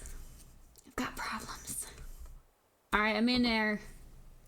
I'm too drunk to read what that says, but I can't even say anything for 10 minutes anyway, so don't worry, I'm gonna at them. They also made Love Esquire. Oh, maybe that's what it's called. Not played it. I don't think I'll pick it up. Not a fan of what I saw. But good for them for making 2+ games. In hindsight, oh yeah, I already read that. Yeah, he's not crazy. The black guy is. A suspicious man like him left roaming the immediate grounds. Nothing good can come of it. I'm racist. Worst comes to worst, Johans will take care of it. Yeah, he does actually. He does. He does. It's what I'm paying him for. In the meantime, the bigger problem at hand. It's on a whim that I've chosen to cook. Sure, I have a lot of other things I could have done instead, but cooking distracts me, and I do find it relaxing on the rare occasion I step up to the task. I'll say when my fave indie otome is all pasty guys, but well, okay, here's my thing. Like, if you're gonna make a game with just white people, whatever, do your thing. But what I don't like is when games will make a token black person. Like, it would offend me less if you just didn't have any black people. Like, I have a lot of issues with the developer of Stardew Valley, but one of the main reasons I fucking hate that guy is because he explicitly said that he added Maru, the only black romanceable candidate in the entire game, to be diverse. There's 12 romance candidates in the game, and only one of them isn't white. And in a cast of like 50 characters, only 2 of them are black? Excuse me?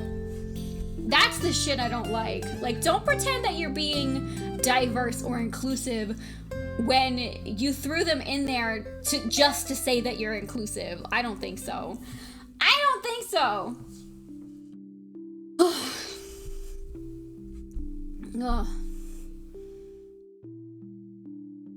I'm reading, I'm not saying, because I can read better in my head than in my mouth.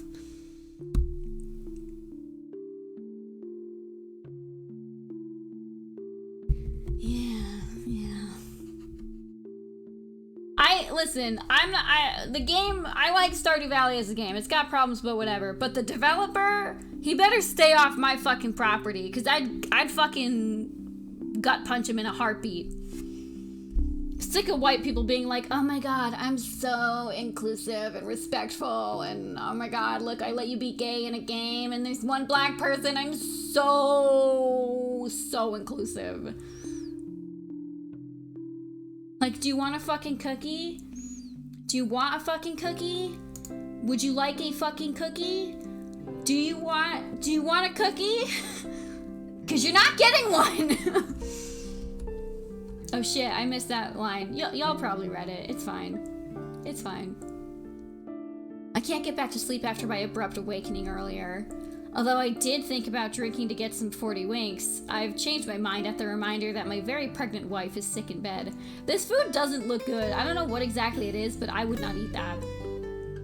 Pretty much, and it's fine either way. I'm having fun hanging out here. You're cool. Oh, I'm just living my life. I called out this racist little so-and-so the other night. They came in on a raid. I could have just let them be racist, but I was like, no, I'm calling this bitch out. I don't care which one of you is uncomfortable. Ain't no one gonna be racist in my fucking chat. I don't fucking think so. I think part of that is beans. Yeah, that's part of why I wouldn't eat that. Who the fuck eats beans? Like, those look like baked beans. Who the fuck eats baked beans for breakfast? Not me. I love my alcohol, no doubt, but there are times when even I shouldn't drink. UK does. I don't know why, but they do. The UK, people in the UK be eating the weirdest shit, and then they, like, laugh at Americans for eating, like, ranch dressing, and it's like... Okay! As it is, I'm running on nothing but 2 cups of coffee. The surprise on Hannah's face is apparent the moment I step into our bedroom holding a breakfast tray. Wow, this is their bedroom and he let it be so feminine? Props to him. I expected him to be like, no pink, only blue. But it quickly changes to the look of delight as I place the tray on the bed. Good morning. What's all this then? Oh, that does smell good. I made breakfast. In hindsight, I probably should have prepared something a lot healthier for you. No, let her be fat. She's pregnant. Oh, don't you fuss. This is absolutely perfect.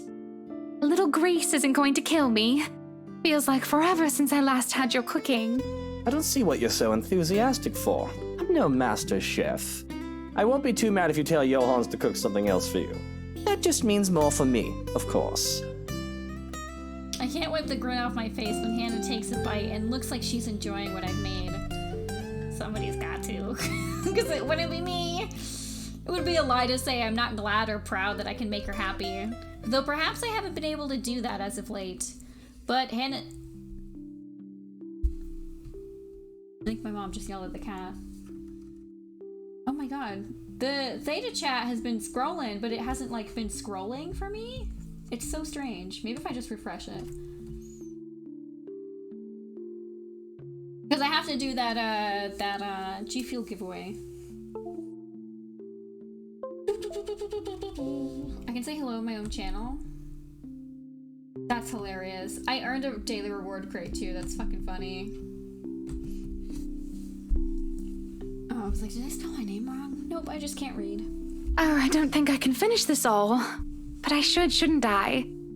After all, I am eating for 3. Yeah, be fat. You're pregnant.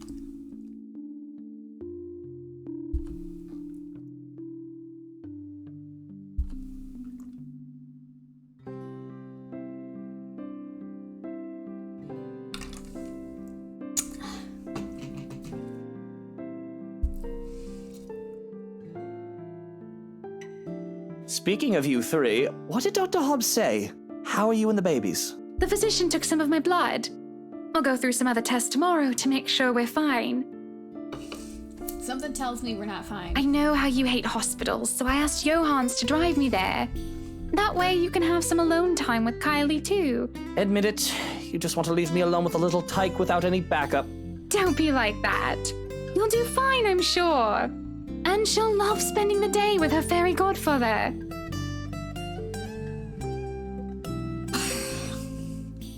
Of course, I can just look at it like it's practice. I do want to be a good father, right? You know, since I'm racist and alcoholic and I cheat on my wife. Not like my own. Though I don't think any practice in being a parent would have helped him. He hadn't cared about the son he sired until he learned that he was ill and was not long for this world. Oh, I guess he's not gay. Oh wait, I read that wrong. Ignore me. I know you're typing. You're typing right now. I realized the mistake. Stop typing. It's the vodka. Stop typing. I know you're typing. We got a giveaway to do. We've got a giveaway to do. All of you people on Theta, I hope you're listening because we're about to do the thing that you're actually here for. I need to go to potato bot theta. Oh god, how do I do this again? / guess the number 1000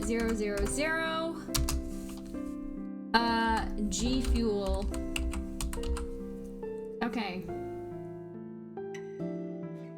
Did I spell it right? Oh shit, hold on, I didn't do that right. Oh god. That's not the potato bot thing I need. Oh god. What is that? Bean breakfast? That looks disgusting! Sarah, that looks disgusting! Those all look horrible! I can't. I don't stand. We do not stand. Holy shit, there's like 2 Jacobs in here all of a sudden. I'm in my own server. Okay, where's the potato bot? There it is. Nope, that's not it. There she is. Okay, let's see this. Guess the number. Okay. Oh god. Min.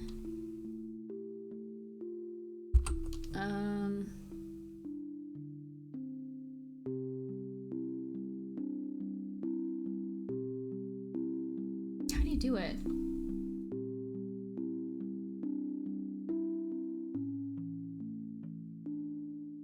You know what? Fuck the minimum level. Just guess it. I'll worry about it later. Guess the number is started.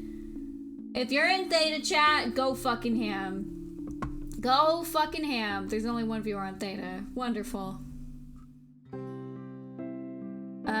Maybe I should send it. Can I send a notification? Guess the number for a G Fuel starter kit. Starting now. Join soon, and you could even win a Poro plushie. Okay, sent the notification. Pro Jared was in the Rex channels on the side. Oh my god, that's awful. Jesus. It's so sad too because I'm sorry, we're gonna take a little tangent here.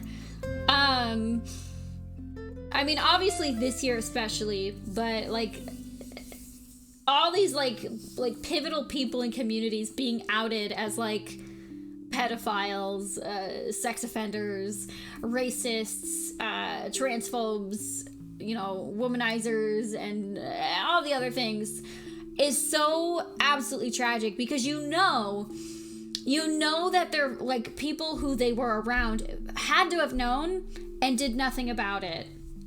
And it's like Cryotic is an old like YouTuber / streamer that I used to be a fan of. And then all of that shit came out about him and I immediately, you know, unfollowed, unsubbed everywhere. But like how many people part of that community knew and just let him be that kind of person? Bring them to stay. Yeah, no, I'm not saying it's bad that they got outed. I'm just saying like the fact that they had to be outed by like usually victims instead of like you know, people who knew them is really tragic. I remember back when I was a teen, when YouTube was brand new, there was an anime English cover singer I liked. One day his channel was totally poof. Turns out he got arrested for child porn. Nice. Nice. Not nice, but you get what I mean. That's fucking unfortunate. It's just like how, like, you know, I'm not a fan of cancel culture, but the fact that like why do we let these people like climb so high? Like, I'm the kind of person where if I know you, I am prepared to cut you out of my life any given moment. I don't care if I've known you for 7 years. I don't care if you donated your kidney to me. I don't care if you're my mom. I don't care if you're my sister. I cut one of my sisters out of my life. If you're that kind of person, you're gone. If you're racist, you're gone. If you hate gay people, you're gone. Like, if you're a pedophile, you're absolutely gone. And it's like, how, like, I'm not saying I'm the pinnacle of morality. I'm not. But, like, how are these people who aren't, like pedophiles, how are they friends with these people who are, like, actual predators and they just live with it? It's like, why? I don't know. It's just very sad. It's very tragic. Very hashtag not a fan. Very hashtag not a fan. I'm an absolute riot. Oh shit. We can boost affinity. I was honestly convinced that we weren't going to be able to actually do anything affinity-wise. I'm just worried about the children. I'm just worried about the children, Hana. I know you can take care of yourself just fine. You're one tough cookie. I was like, I hope that wasn't the wrong option. I don't want her to think that I don't give a shit about her and only care about the buns in the oven. There's a difference between, well, having faults. Yeah, there's a difference between, like, being confrontational when you play Overwatch and being a predator. Yeah, there's a bit of a difference. Holy moly, I forgot we can. Wait, what can we do? It's been a while. What can we do? What did I just say? I have no idea what we were just talking about. I honestly have no idea. And that's not even the vodka. I don't. For some reason. Also, hello there, Candy S. For some reason, my chat is not updating. Test. I don't know why, but it just won't update. The Luke character choices affinities. Oh, okay. Yeah, sorry. I'm not listening to my own mouth. Look at you, already becoming a great father. One day, when the kids are all grown up, I'll tell them the story of how their dad is being a great big worrywart. Just leave being pregnant to me, all right? My hand moves to Hannah's stomach, which is yet to grow too much beyond its usual size. There is some pudge hidden well behind her dress. I'm half expecting to feel something, perhaps a kick. They always talk about how that sensation cements everything. Proof of life that goes beyond a growing belly, but of course, it's far too early for that. Still can't believe it, you know. I didn't think it would ever happen. We're going to have kids. A shame. I certainly need grounding. It would help me get my head around what's going on. How are you feeling about all of this? I don't know how I feel, actually. Worry is the first thing to come to mind, and I don't think I'll ever stop feeling that. That's what brought this on, isn't it? And it would be awful of me to say that I'm not happy at the news. Excited, even.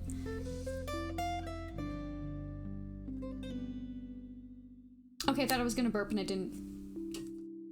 Oh god.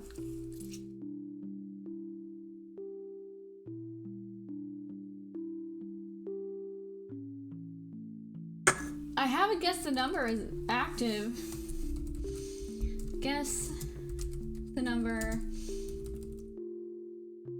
1 through 1000 is still active. Win that G Fuel. Maybe if I just copy and paste that. Shit. I'm too drunk for this. Roll, cut, paste. Come on! Win things!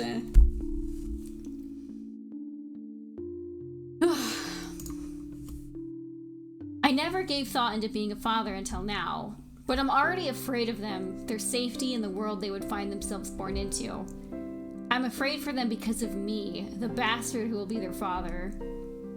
The only consolation that comes to mind is the fact they'll have something like Hannah as their mother. Though I told Miss Pink I never wanted to spawn anything. Though I truly did not mean to call a child, even an unborn one, an abomination.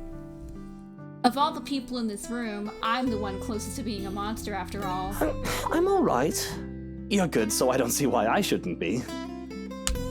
I like how internally he's just like, I'm a terrible person and I'm not going to be a good parent and I'm not ready for this responsibility, but outwardly he's just like, I just care so much. I'm not the one carrying a pair of brats around in my belly, am I? Just think about it. 2 tiny humans are inside of you and you're going to swell up like a watermelon. If you can get through this, so can I. I'm afraid. I just think of that meme from The Simpsons. I'm in danger. That's all I think about. I need to calm down. But the smile that Hannah gives me is enough for me to believe that everything will be fine. We eat the rest of our meal in companionable silence. Even if I shovel some food off my plate to Hannah's, she makes no comment on it. Come on then, sunshine. Eat up. Can't have any of you starving on my watch now, can I? I'm just thinking about the bad ending where Zachary dies in the jail cell.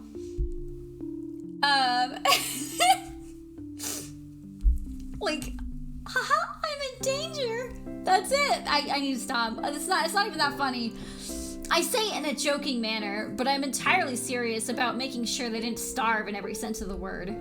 I know it's an impossibility to be lacking when it comes to food with how well off we are. But the bourgeoisie must be eaten. I don't know what that line actually said. Attention. I can probably think about a third word that starts with the letter A, but I digress. Affection, attention,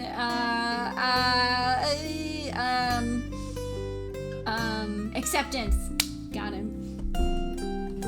But there are other things people can be starved from. Oh, got it. Wait, did the word I even give make sense in that context? Yes, it did. Soon enough, our plates are clear and I put them away. There is no objection to it either, as a quiet yawn escapes her lips and her eyes start to droop. Indeed, the urge to sleep is high after having a full meal with... I don't know why I couldn't read inviting, but they're going to sleep, I guess. Never mind, she's going to sleep, but he isn't. Yay, raids! Yes! Streamlabs, thank you! You gotta love Streamlabs. I'm quiet as I can be when I make my exit, tray of food in one hand, which I'm quick to pass off to Johans as soon as I see him. Johans, look after her. I just need to get out. I gotta go be racist. Stretch my legs. Clear my mind. Think. I don't think having screaming, crying babies will give me much time for that once Hannah gives birth. Is everything all right? Should I be worried? Everything is good. Really. Best I've ever felt in quite some time, I think. Can't wait for his ass to get haunted. Well, I think that's cause for concern. Shall I expect to find a corpse in need of cleanup? I can't tell if he's joking. I can't tell if he's joking. I can't tell if he's joking. I can't tell if he's joking. I honestly cannot tell if this is a joke. I cannot tell if this is a joke. I cannot tell if this is a joke. I cannot tell. I honest to God cannot tell if this is a joke. I can only shake my head and grin, the deadpan delivery both amusing me and making me wonder. Yeah! See? Even he doesn't know if it's a joke or not! I'm so confused! It can easily be half and half. There has been an instance of...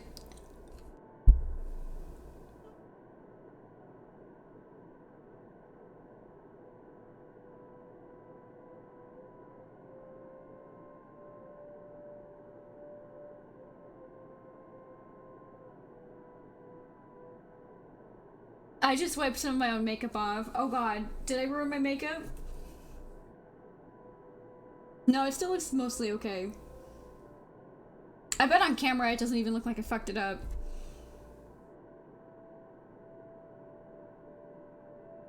This shit is not transfer proof. Like, at all. I do look fly as fuck though, in real life. Like, damn. Let's just say I'm glad I took pictures before I went live because it's definitely a fucking mess now. Yeah, my camera is too shitty of a quality for you to tell that it's fucked up. But it's not like fucked up. It's just a little bit messy. It's gonna bother me if I don't get that glowy-ness off my hands. But I don't give him an answer. Let him keep guessing. And step out for a breath of fresh air. Okay, I want to know Johan's backstory. I want to know how he's like, yeah, I'm just gonna murder for my boss that I hate. And it's gonna be fine! Like, he's so ready to murder Ashton and Isabella that it's kind of hilarious that he didn't kill Zachary in the bad ending where Zachary goes to jail. Like, woo! Writing! Gray skies loom over in the horizon though the sun fights for every previous precious fuck, I can't read. It'll rain again soon, with the wind bringing along the gloomy clouds normal to Luxburn. Until then, it doesn't hurt to be out here for fresh air and sunshine. I walk to the gardens, what little of it there is at the moment anyway, and kneel by the daffodils. Hello there, trapped in Tokyo. How are you doing this fine time zone? I'm currently doing a guess the number 1 through 1,000 for a G Fuel starter kit. Hey! Thanks for the follow. We love that. You're just gonna count from 1 to 1,000? Is that what's gonna happen here? It might take you a little bit, because there's a timer. 1, 3, 5, 7, 9. Yeah, there we go! That's hilarious. Just while I'm doing this, I'm gonna temporarily ban BridgeBot. Well, actually, no, not ban. We're just gonna time them out, because if you ban somebody,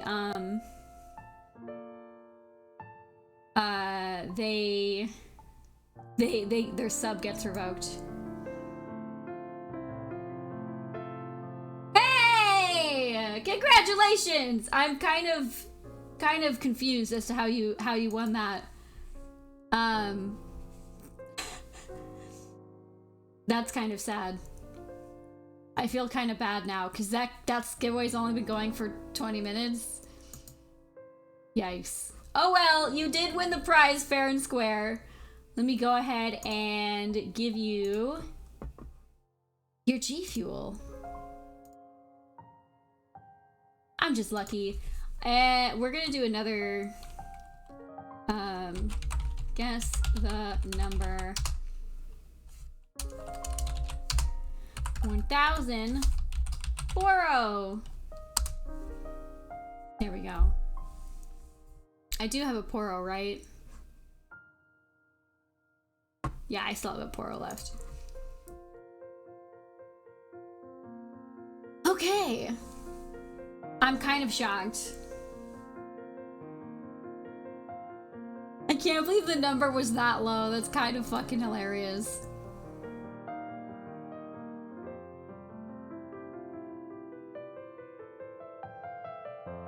Like, what was the winning number? 30? 13? It was like 30, 31, I think. These were the first to be brought here and planted on my request, and if nothing else, they brought in a sense of peace. They were my mother's favorites. Closing my eyes, I lift my chin up to welcome the light that shines upon me.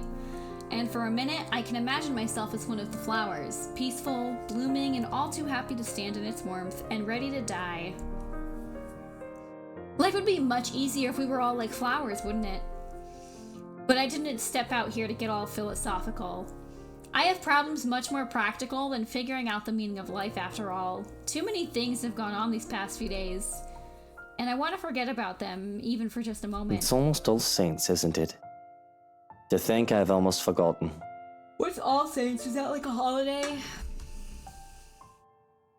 I speak the words absent-mindedly. The date means nothing to me, as I neither worship the religion nor have any graves to visit. After all, Mother was never given a proper burial. Oh, Jesus. Day after Halloween, I think? Okay. But it's a date as good as any for me to grieve. Otherwise, I would have done so every single day, crippling myself and shutting everyone else out. I can remember how the flames licked at her flesh and how it consumed her body until there was nothing left but ash. Getting cremated's not that bad, though. Like, I don't know why so many people are against cremation. I stood there watching with the operator and a social service worker, though I could have been alone for all I cared. I felt alone. It was the most that could be done. No one would attend the funeral of a dead prostitute, let alone pay for it. Day after Halloween? Gotcha. All that is left of her, proof that she had lived, is her name written in the ledger of Luxburn Cemetery, a lighter and me. This is kind of getting sad and fucked up. Pulling out the lighter from my jacket, I can't stop myself from flicking it open to stare at the flame and to run my thumb over her name. All in all, it isn't much, but it's something. And it'll be wrong for me not to make something of myself when she would have given everything to make sure I can become anything I want to be. Feels like I'm stuck in a nightmare right now. What I would give to have you here by my side, Mother dear. To see you smiling at me. Alive and as beautiful as ever. I'm afraid I'm starting to forget what your face looks like. I've already forgotten the shade of your hair. You didn't take a picture? Eleanor Chandler was a wonderful woman, though not everyone would have agreed. Not everyone had seen past her occupation, past her vices and her illness. All they saw was a poor woman who sold her body to make ends meet, and had a bastard son because of it. They didn't see the mother who worked hard to put food on the table for me, the woman who gave and gave and gave to me while expecting nothing in return except for letting me get beat by black people so that I'd have an excuse to be racist. She taught me the merits of hard work. But though I loved her so, I worked hard for myself. I would not be so foolish, so selfless towards people who would never give back. I learned that from the father who plucked me out of an orphanage for his own selfish gain. I pocket the lighter before I can feel the urge to actually set anything ablaze. Considering my close proximity to the flowers, they would most likely be the victim of arson. So not only is he all of the other things we've already gone over, but he has to resist the urge to light shit on fire.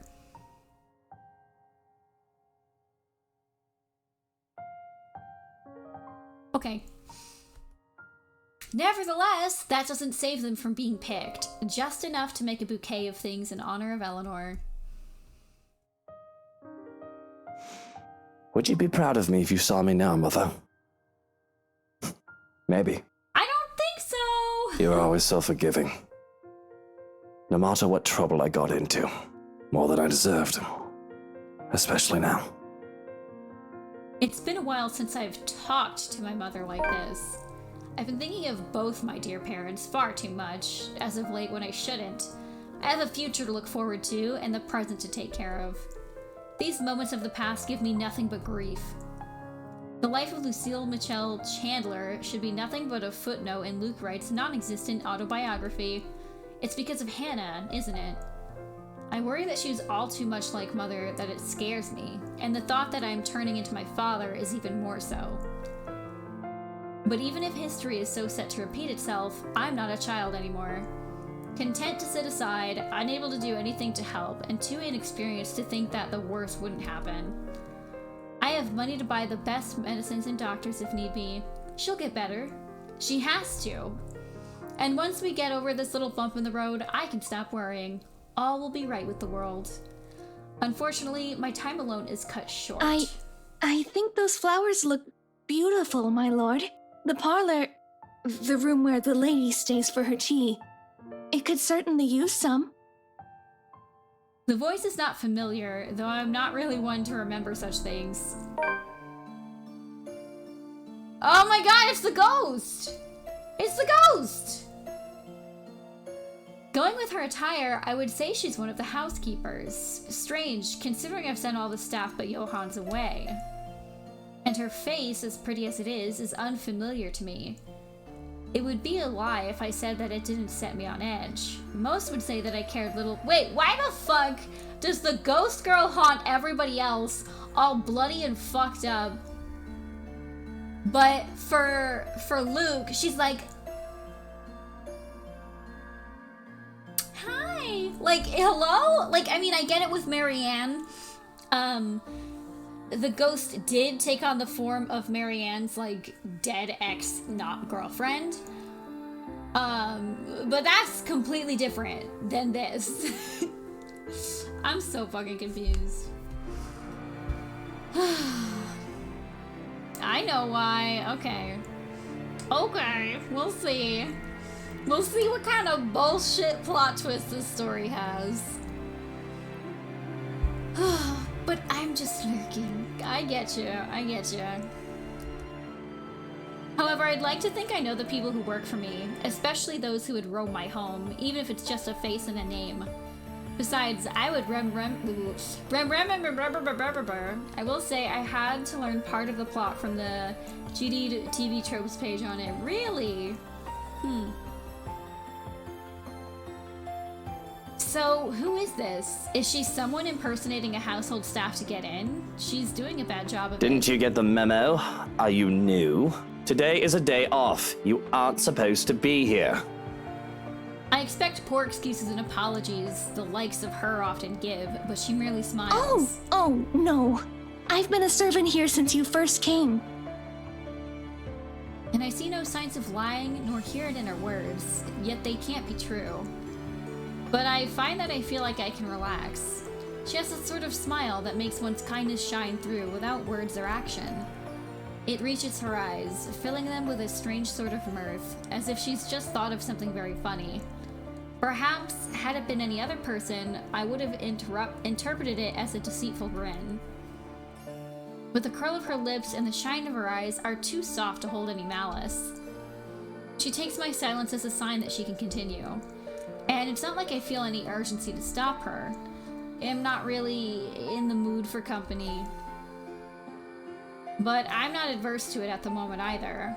Entertaining a beauty like her, even for a little while, wouldn't hurt. Oh shit. I gotta time out Bridgebot again. Sorry, Bridgebot.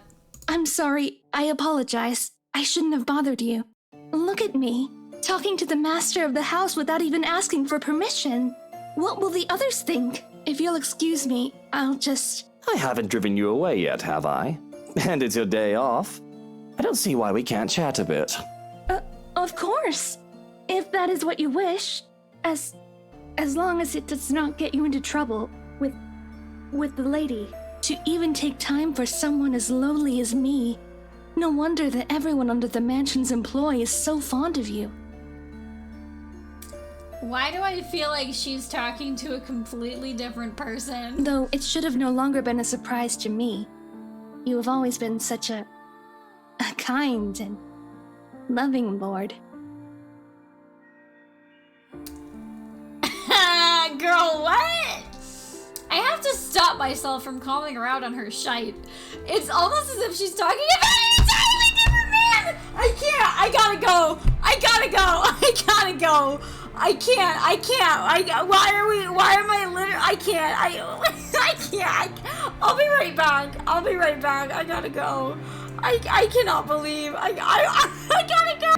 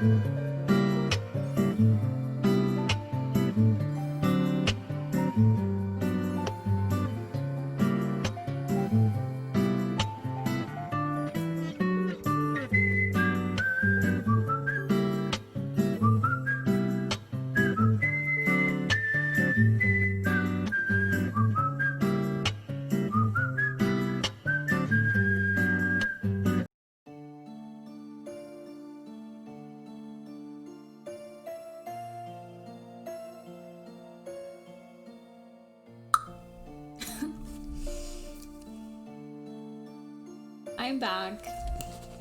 And I've got water.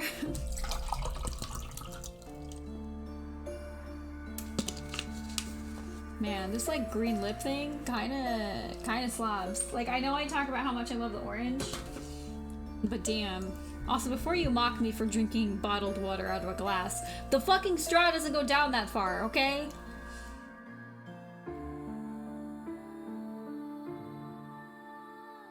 I take you don't have any luck? Tokyo? Still going? Still going. And thank you for the welcome back, Sarah. Welcome back yourself. I don't know how long that break was. I wasn't too long. I refilled my humidifier. Fuck! Forgot to turn on my humidifier.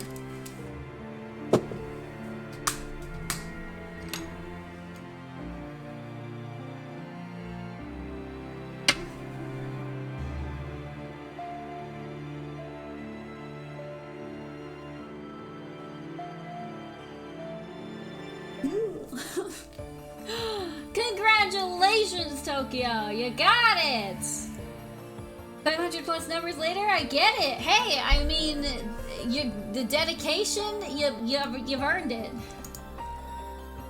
And everybody else missed out. Everybody else missed out. We're gonna go ahead and end that giveaway, and we're gonna start up a new one.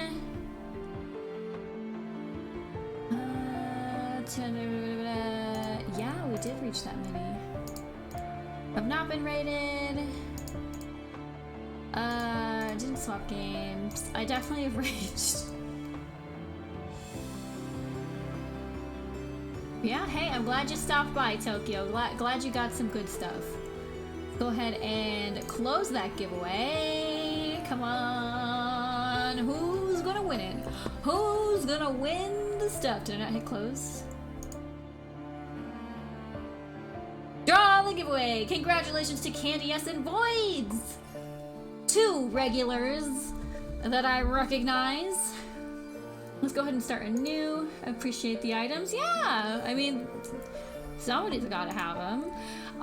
Let's go ahead and do 3 crates this time. That'll be fun. Open that giveaway. Let's go ahead and add some predictions. Yes or yes. Will Minty rage? Will we reach 125 followers?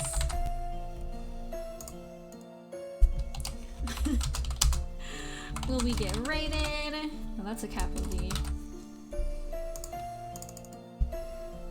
BRB, I'm gonna get water. Alright, Tokyo. And if you don't come back, you have a great time zone. What's another prediction?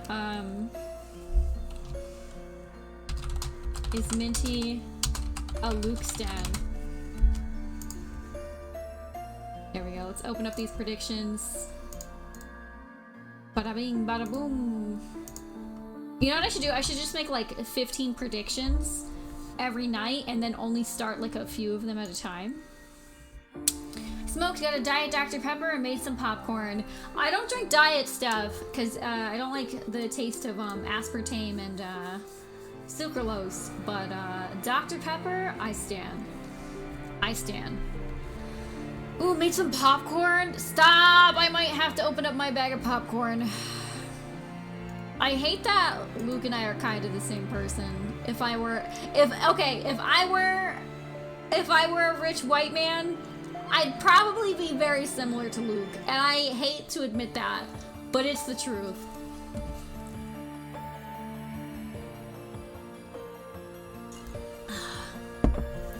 No matter how big my ego gets, I know for a fact that I'm hardly in the running for Best Boss of the Year award. Have to, the normal ones cause the top of my stomach to hurt. I don't know why, it just does. No fucking clue.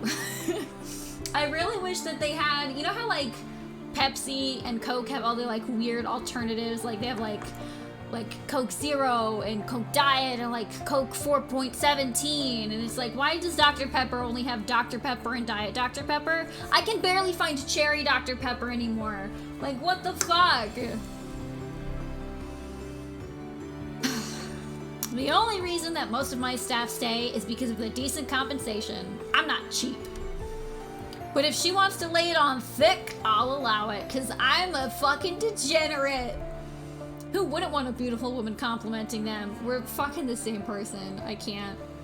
Shortages, even diet Dr. Yeah, there's not a lot of diet stuff in my local Walmart. And I don't know why there's not a lot of diet stuff. I'm sure she'll be fine with this. We are just talking after all. Hi, my name's Luke Wright. I'm married, I'm about to have 2 kids, and I'm cheating on my wife. Unless you had other things on your mind when you approached me.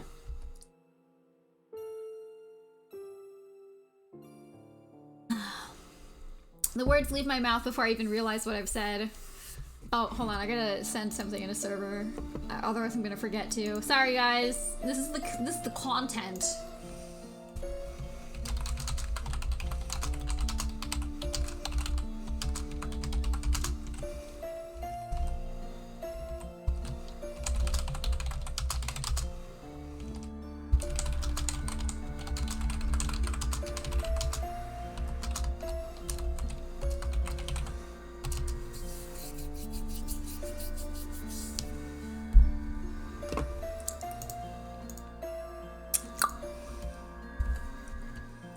Though I can get away with picking up women out in the city, sometimes even out of the county, I've always taken care not to do so in my own home or in my businesses. At least he's got that going for him. Not when it'll be so easy for Hannah to find out about my infidelity through these channels. Oh, he's not doing it because it's a respectable thing to do. He's doing it to save his ass!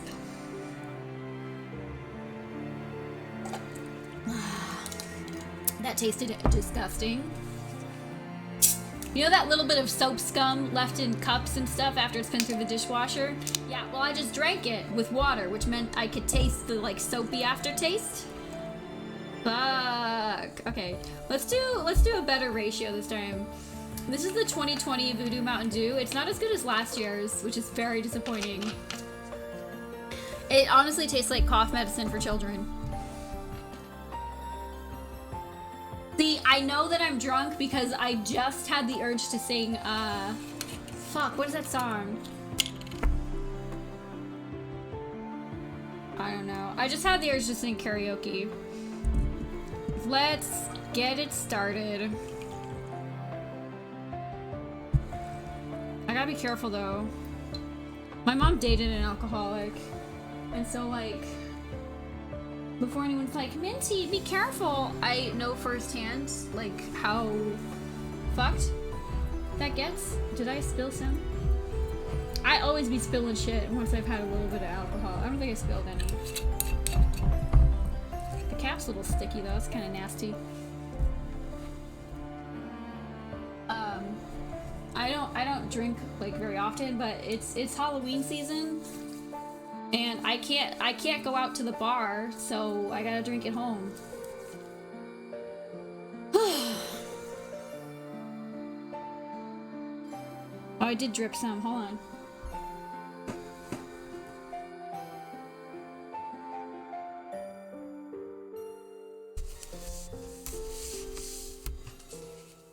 Who needs Spotify when you have a manic episode brain? Let me taste this. Is it good?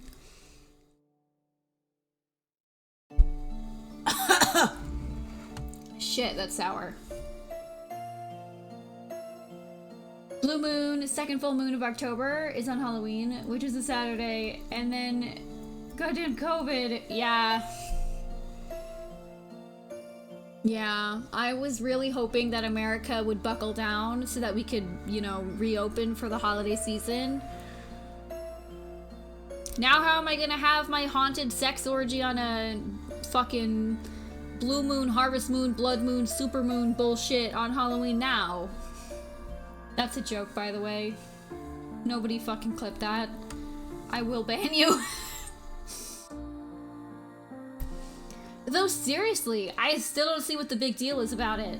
I didn't read that line right. I know it must be amusing to see a girl flustered for a man of your stature, but please don't say such things, my lord. I saw you alone and simply thought you could use some company.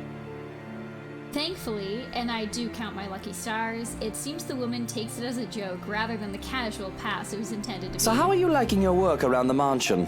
The place is wonderful, but I imagine the upkeep is ungodly with all the rooms and whatnot. I don't even want to think about how many people are on the staff roster. Work is work, my lord. Work is work. It is a way of living, a purpose from day to day. It is certainly far better than doing nothing or having no food to eat. The house itself is also beautiful. There's no lack of things to look at. I'm sure you've seen those books in the study. I can't read any of them yet, but if given the chance, I'm sorry. I shouldn't be thinking of those things, especially when the rains, they might bring more work to us soon. It will definitely be much more difficult when it returns. Idling about is the least I should be doing. I guess you can put it that way if you want to be brutally honest about the whole thing. And the rain shouldn't be a problem. Hopefully. Maybe. If a little dreary, at least she doesn't beat around the bush. I like the honesty. Many would bemoan their status as a household staff, as a janitor or other menial role, and believe themselves to be for greater things. And I would not begrudge the idea that one can always get better. After all I did was get fucked by the system. And here I am, a rich white man.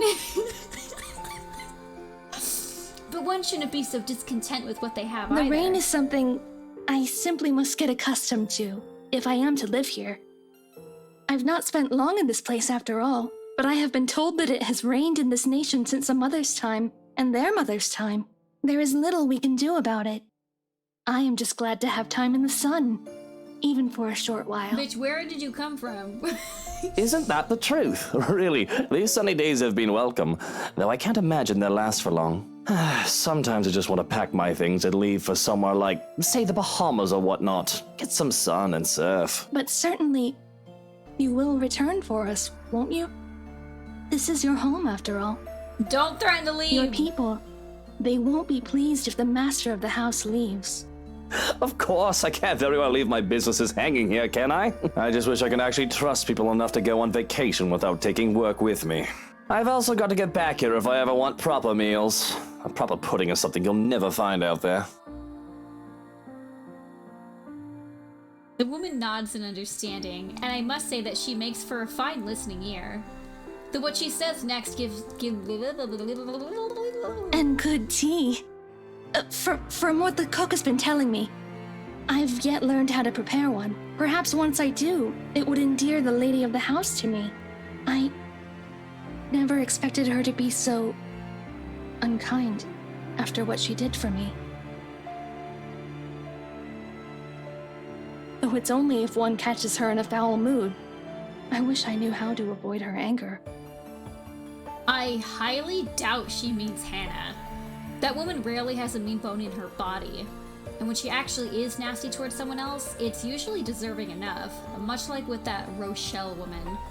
Hell, she even tolerates Harvey for me, even if she did admit that she doesn't quite like the man. Who the fuck is Harvey? When's the Tub and Porgy Boy ending? It's actually already over. It was a guess the number for both of them, and, who is it? Shit. How the fuck did I already forget their name? They already won both of them, unfortunately. But I am, still doing my normal prediction giveaways in case you want to enter those. They were just really lucky with those numbers.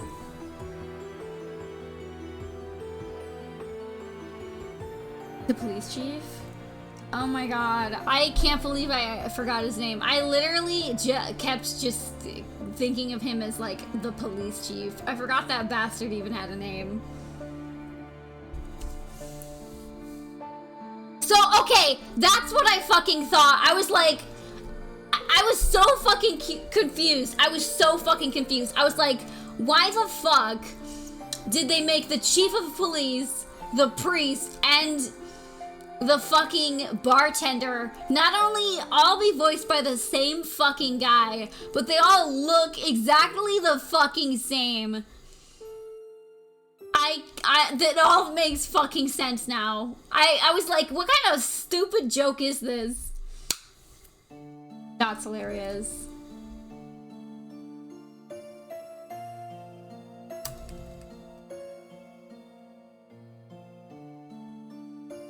That's fucking hilarious. I'm guessing using the same sprite with tweaks for— yeah, I figured it was a cost thing, but for fuck's sake. I don't think it was fun. I think it was jarring and uncomfortable, especially because they make 2 jokes about it in the game, but they don't tell you that they're related. They just kind of say, oh, these people all look alike. And it's like,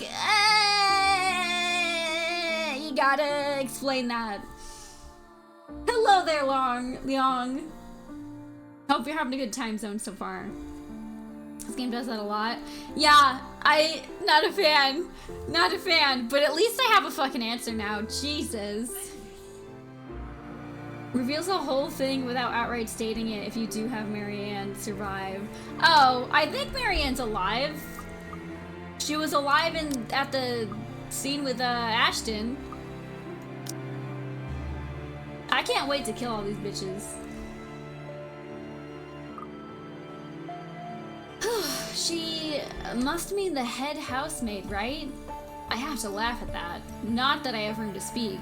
I don't deal with her myself anymore, though even Johans has a few choice words about the head hag. Jesus. Hello there, is that pronounced clown? Given your profile picture, I'm guessing it's clown. Dreamers get to the part I always tell them because so many miss it. Then yeah, you saw it. The movie recording in the cell. Wait, what does the recording in the cell have to do with it? Because that's just a bunch of kids dying, right?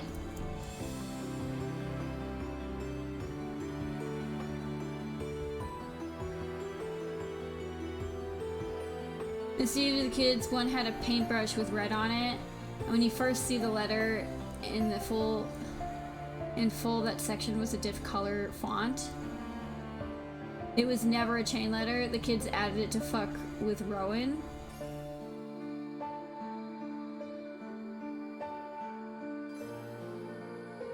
It didn't really explain that. I wouldn't say the game explained that. But if that's what actually happened, then that's kind of dumb.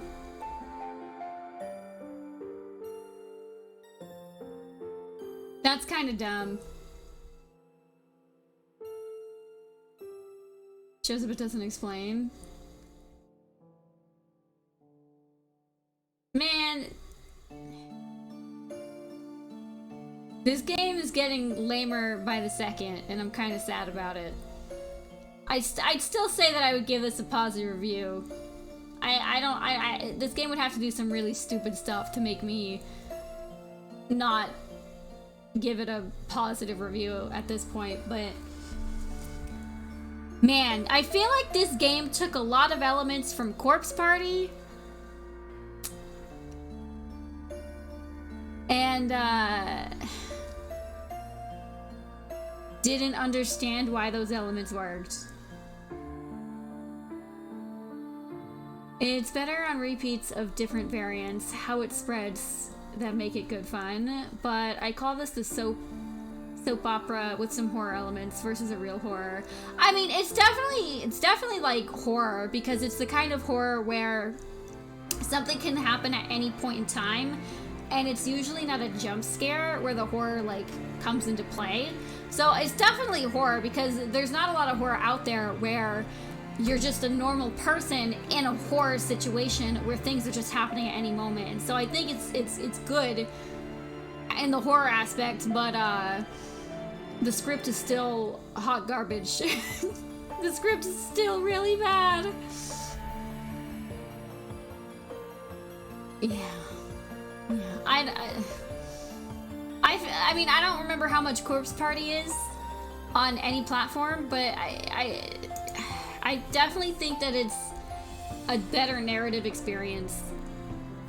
Can't remember the horror levels in this. Either way, I still like this. I definitely think, like, this is one of the few visual novels out there that doesn't cost you an arm and a leg, that still gives you decent quality artwork. And I mean, they clearly the passion behind this is definitely the visuals. Like, there is absolutely no reason that these still cutscenes have to have movement, but they still include movement in pretty much every still image scene, which is really interesting, and they didn't have to do that given that it's a visual novel and people don't expect it, but they did. And the game's only like $25, which there are some visual novels on Steam that are like $40+ that don't have these kinds of visuals and have less writing in them. So I can definitely see that this is a passion project and that they definitely wanted the visuals to be a focus. But yeah, the script is bad. This goes on sale for like 10. Yeah, that's probably how I got it, because I don't remember how I got my hands on it. I don't know if it was gifted to me or what, which makes me think that I probably got it in a sale or a bundle of some sort. And $10 on sale sounds about right for something I would just snatch up for no reason. Let me actually drink a little bit of this Mountain Dew. Personally though, Nameless, the one thing you must recall, is better than this, but it's technically dinkier, more expensive, but Otome Games, one of the early ones I played. Korean voice acted, ball jointed dolls turned human, gets a bit fucked up in places, huh. Ooh, come back, Straw. Come back. I gotcha.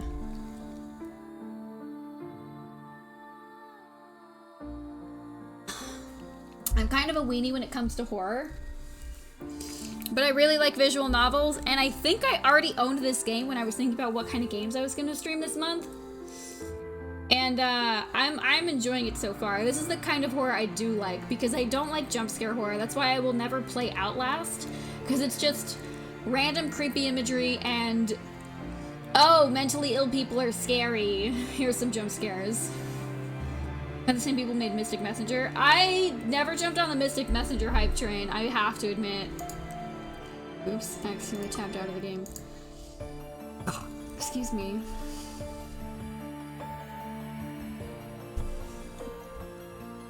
She's just been under the right also, I think it DMs it to you, but if you want to take a like 10-15 minute survey, I think it whispers it to you.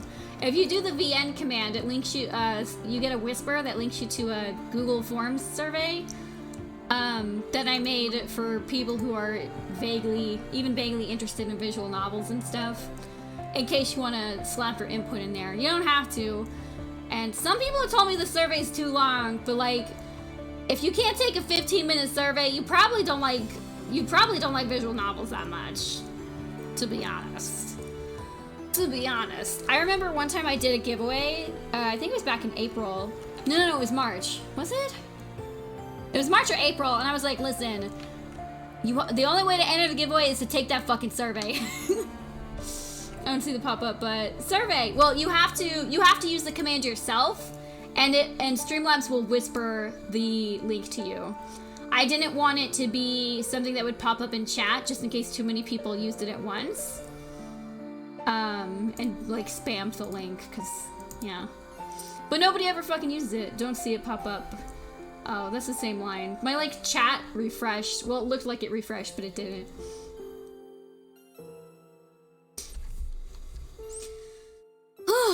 She's just been under the right employee when she was also head housemaid for my father.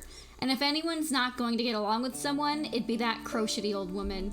Crotchety? Is that what it said? I don't know. I don't even remember her name. But the woman had been the strict, upstart bitch who took one look at me, her master's bastard son, and turned her nose up, as if she were better by mere consequence of birth. That, and she absolutely loathed my very existence. Perhaps the rumors had been true. She had a miscarriage while bearing another one of dearest father's children, and she saw me as an obstacle to her being granted a better standing in life. Yikes, what a fucking nightmare. The only reason I haven't sacked her yet is because of her competence. Also because working under my household makes her absolutely miserable. Her resignation made impossible by her pride. Nobody really gets along with that woman. I think everyone just tolerates her because of how old she is. I mean, not to be rude or awful or anything, but she's at the age where she'll be pushing daisies soon enough. Yikes. Is she? Really, my lord? I'm sure the lady is much younger than that. I think the thought of tormenting the young and beautiful gives her reason to live. It does seem that way. Though I feel sorry for her. One's life should not be wasted away on hatred and anger. It is never good for the heart or the head to always carry ill thoughts. But at the least, you are here for us.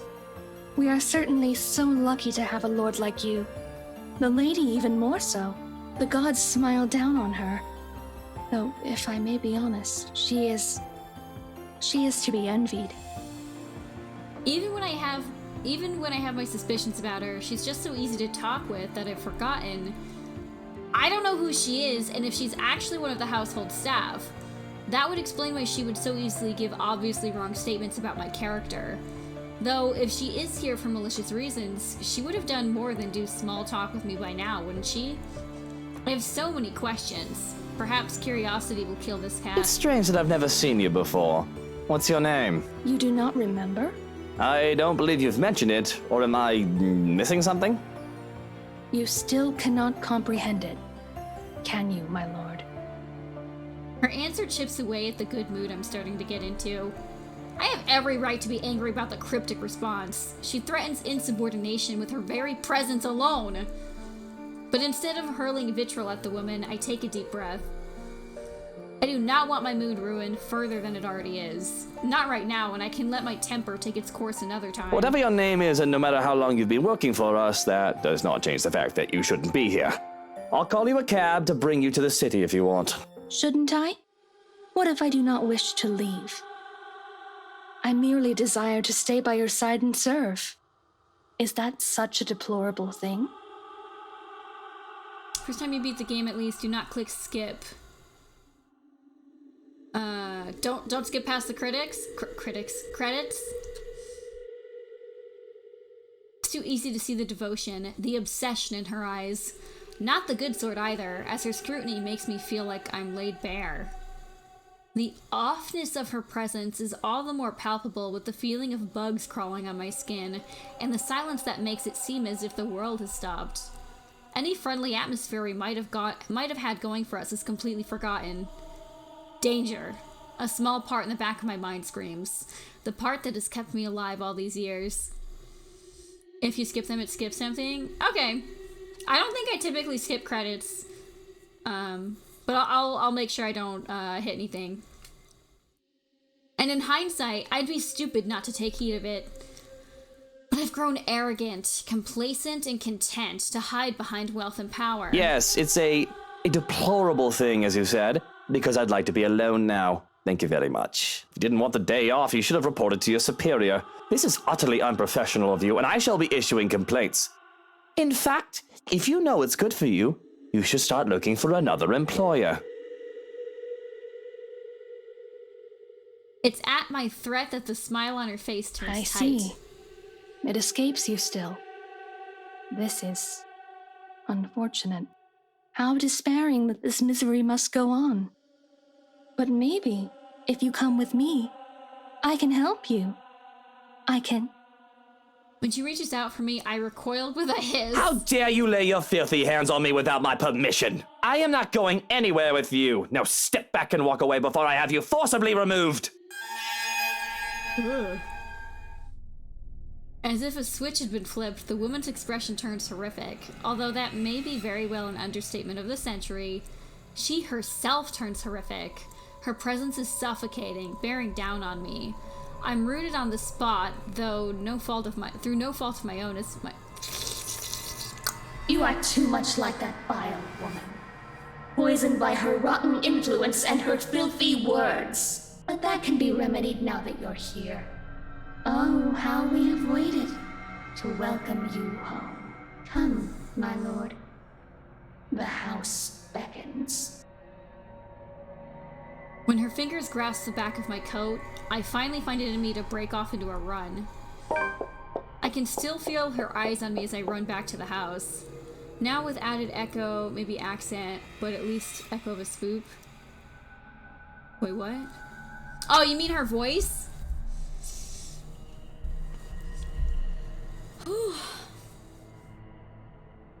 I can still feel her eyes on me as I run back to the house, but I refuse to acknowledge it, let alone look back.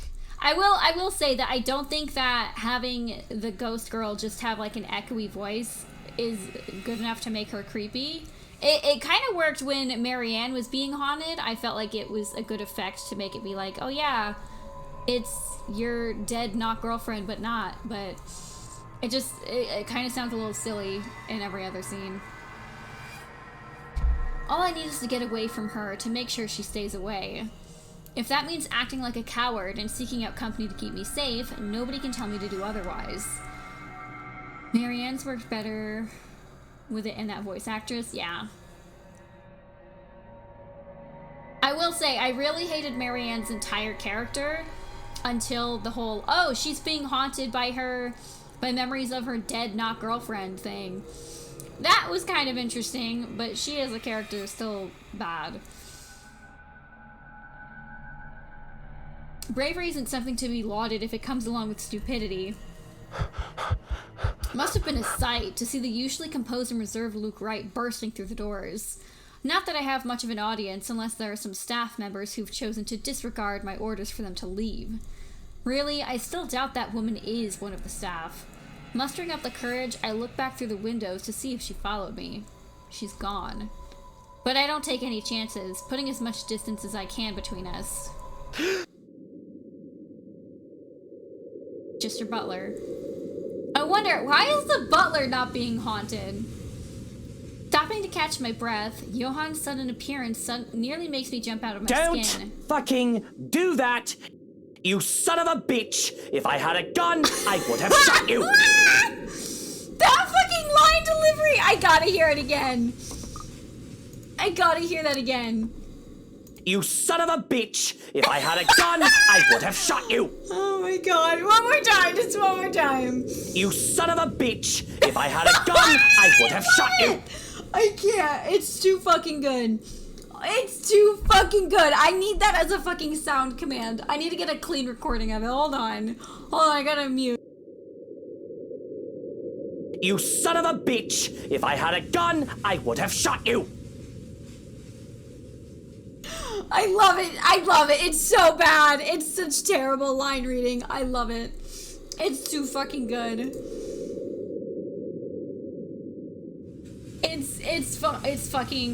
I hated that so much. I did not like a single second of that. It was amazing. If I had any love left for my mutter, I'd take offense. But what happened to you? You look like you've seen a ghost. Oh, if only it were such a delusion. Still better than what? But I can still feel her sharp nails digging into my back. The feeling was too real for it to have been a ghost. There was his housekeeper. I think, I'm not sure. In the gardens. She was acting odd and I thought to remove myself from the scene. Strange. I made sure the rest of the staff had left and that the house was empty, as you requested. Describe this woman. I can't believe I'm not, ooh, yeah. Yeah, yeah, you're not wrong. Yep, that I can attest. She had pale skin, dark eyes, and long dark hair. She wouldn't give me her name. I half expected a name from him. The man knows the staff better than I do, after all. But instead of an answer, he grows quiet. I'm pretty sure that's not a good thing. I'm even more worried when the other man looks me over. I have to protest when he pulls back my collar. What in the bloody hell are you doing? Checking for marks. Needle marks, to be exact. We don't have anyone like that among the staff. You could have easily been kidnapped.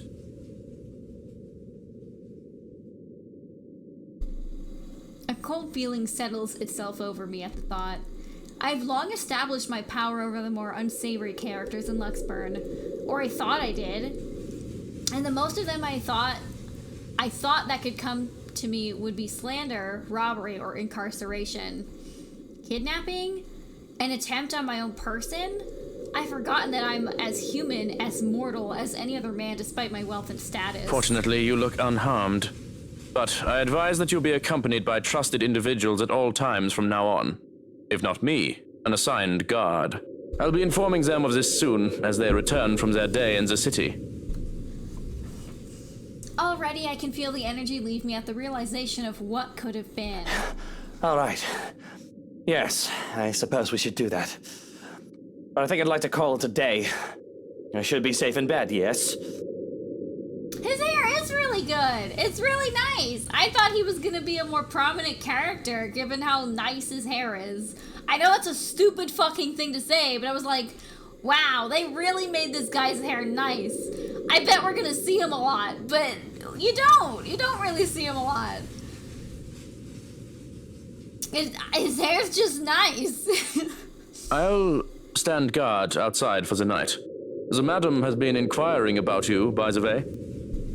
A guard. Any other threat and he alone would be enough to make me feel safe.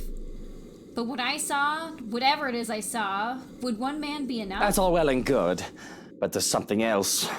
That housekeeper, she... Luke, you're home. I was worried about you. It's okay. It was like morning when I left, and then I guess I spent like 15 hours in the garden. The grin that I can muster is probably lopsided. Forced as I can't breathe. Forced as I snap my mouth shut to keep myself babbling about witches and monsters.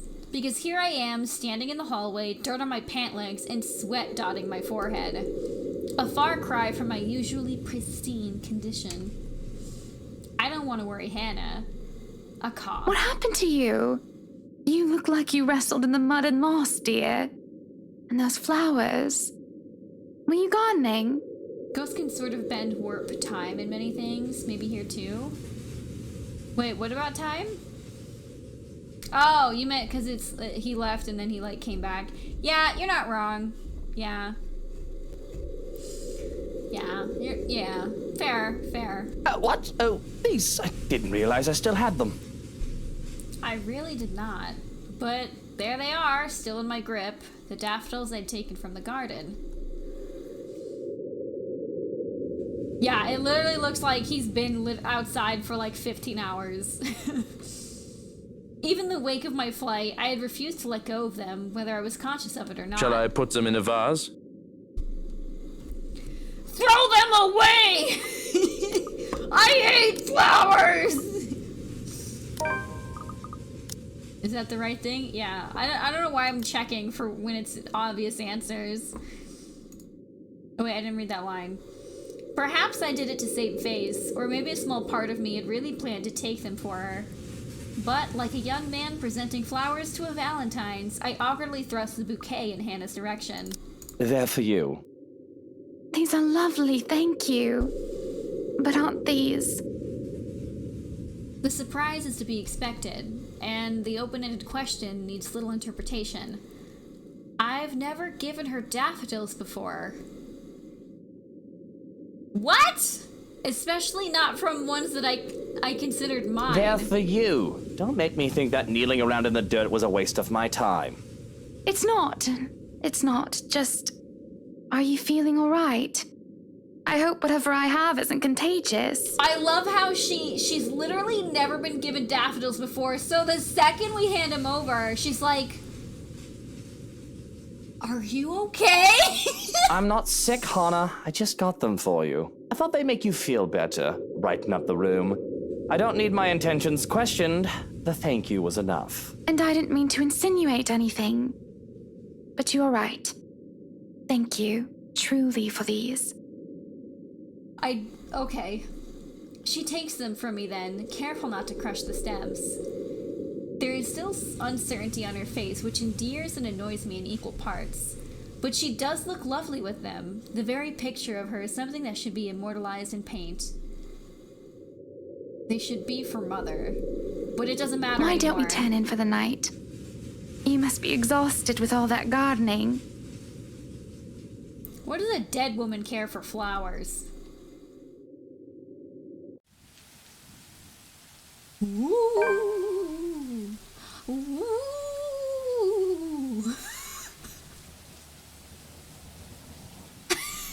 I don't know. It's vodka.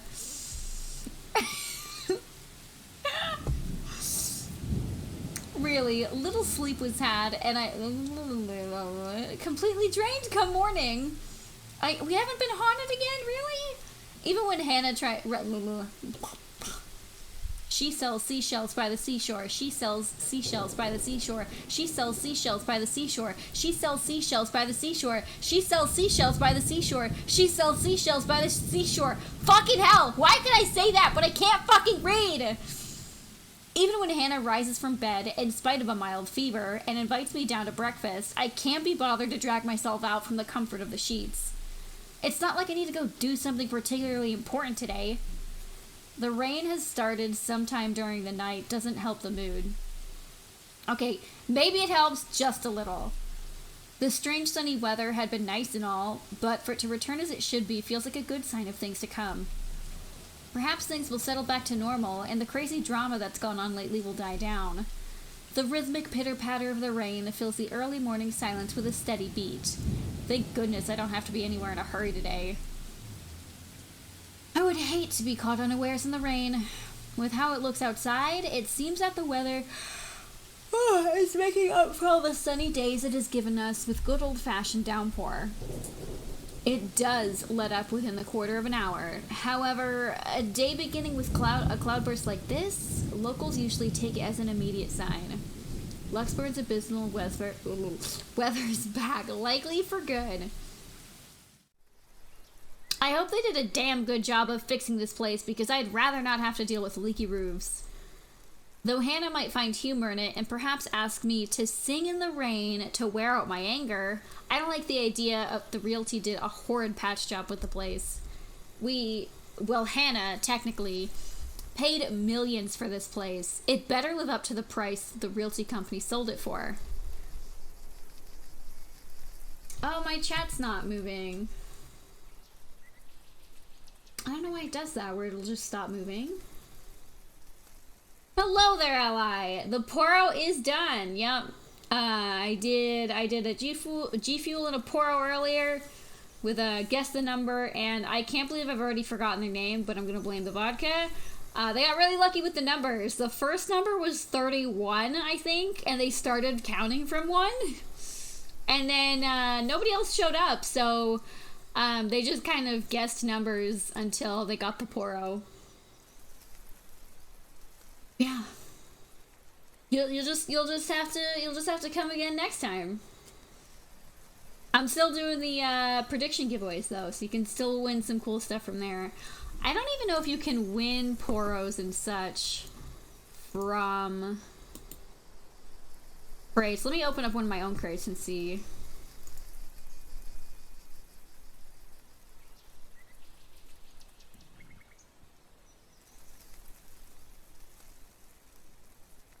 Razer gaming mouse, $5 Visa, mouse pad, T-Fuel, Nick Merckx giveaway, a t-shirt, does not look like you can win a Poro, at least not from a rewards crate. Woohoo, I got coins. What about the other ones? What can you win in a Celestial crate? Okay, this is where you can win the fun stuff from. You can win emotes, G Fuel, hoodies. Doesn't look like you can win a Poro. Going and going and going and going and going. Damn, damn, damn. Oh, you can win a tub of G Fuel. Whoa, where's it going? I've never actually opened one of these before. 100 coins. Thank you. Ooh, a bronze crate. I'm opening it. Fuck it. I'm allowed to have stuff too. Oh, it's literally just coins or T-Fuel. Oh, I got 2 T-Fuel. Oh, no, I didn't. It's going the other way now. Oh, I still got 2 T-Fuel though. Nice.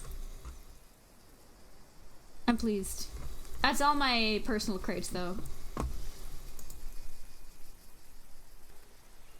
Maybe next time. Maybe next time. I do notifications, so you'll just have to wait for the next one. Let me see why this isn't test. Last time I did test in my own chat, it like fixed it. So.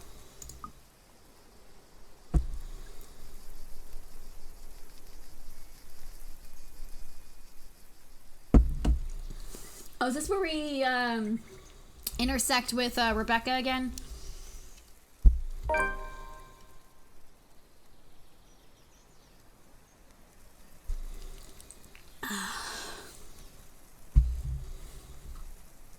Or is it gonna like skip past that and be like, you already know what happened.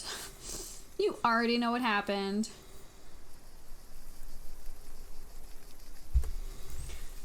I'm a businessman, not a doctor.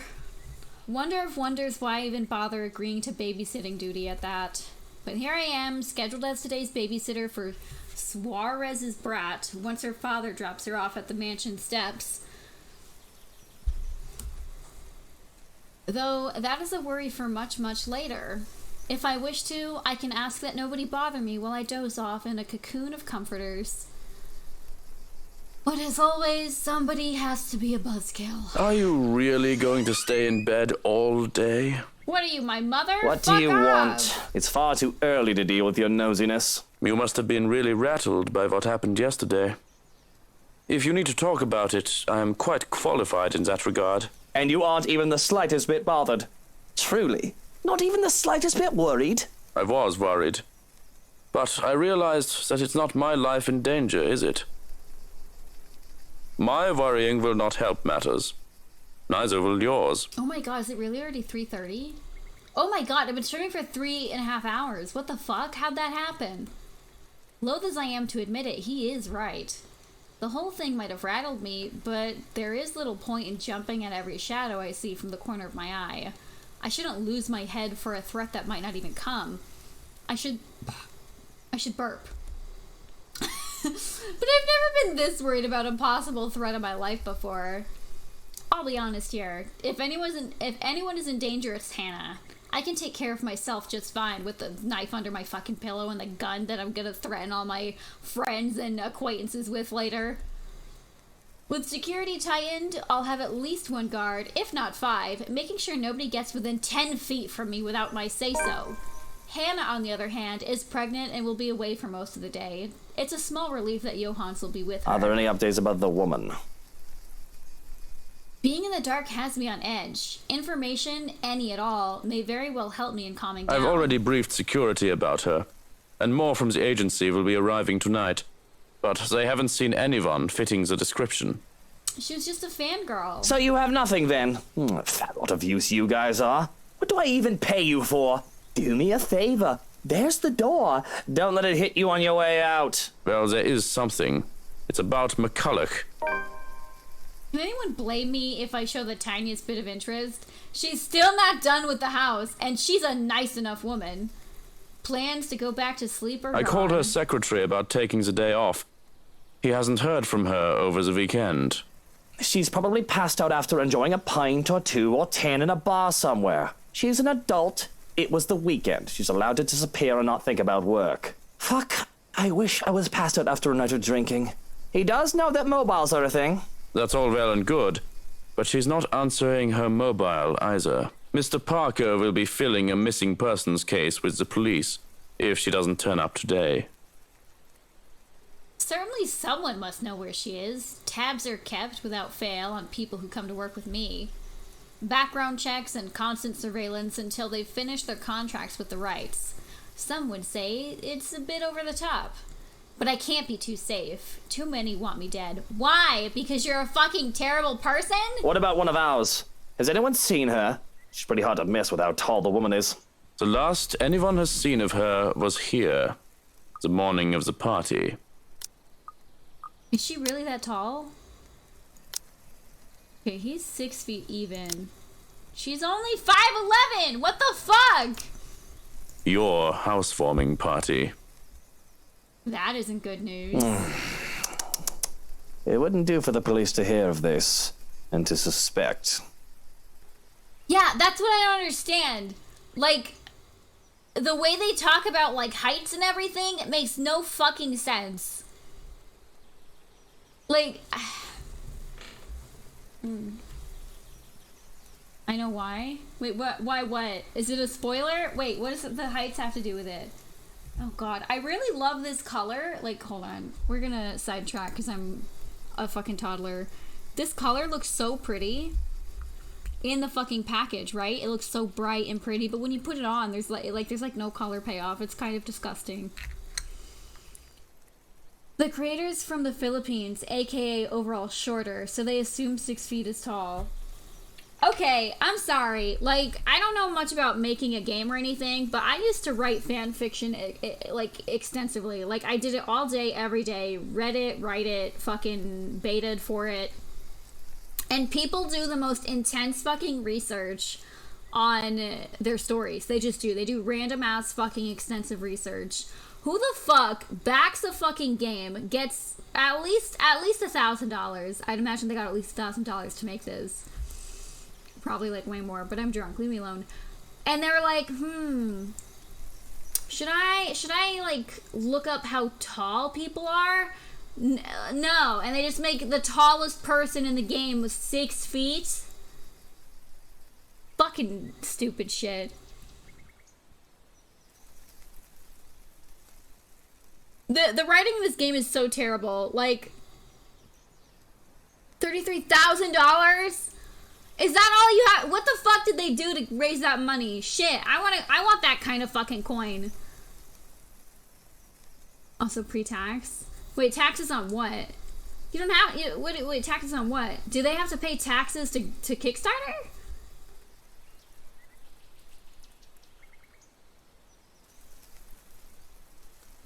Well, that's gay. And before any of you are like, Minty, you can't say that. I'm gay. Shut your fucking mouth, alright? I already know that one of you is clipping this shit. I had some bitch clip my stream once. Because I was calling out this racist little white bitch on Twitter. And this girl, she clipped the part where I was talking about her being an annoying white girl, but she did not clip the part where I mentioned that she was racist and homophobic and everything. And it's like, listen, if you're gonna try and fucking throw shade on me, first of all, you can do better than that. Second of all, find something else. Like, find something else. Oh, yeah. Someone I know, backed is making an ultimatum. Yep. Like, who just doesn't do research? I do extensive research on everything because I'm so afraid that I'm gonna, like, do something wrong. The only time I don't do research on something is when I think that I know the answer, because I have already done research on it previously. But, like, I'm sorry. Being from the Philippines and not knowing that people are different heights in other places is not an excuse. If you're gonna write a story set in England and you've never been there, you should do some fucking research on the people who live there instead of just being like, we have to have an Irish character and a Scottish character and British characters and blood pudding. Blood pudding. They eat that, right? Blood pudding. They did more research on the fucking food that they eat than the actual people that live there. Their first Ultimate Changeling has so much research put into it and so much Fae supernatural beings back lore. See, that's the shit I need to look into, because I don't want to talk about it because I don't want anybody to steal my idea. I'm still doing like homework into like, not story writing, but like art, musical theory. I'm learning Italian.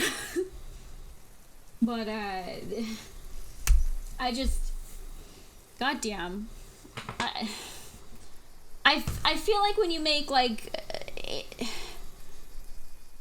I'm sorry, but, like, Zach's character is a fucking racist caricature.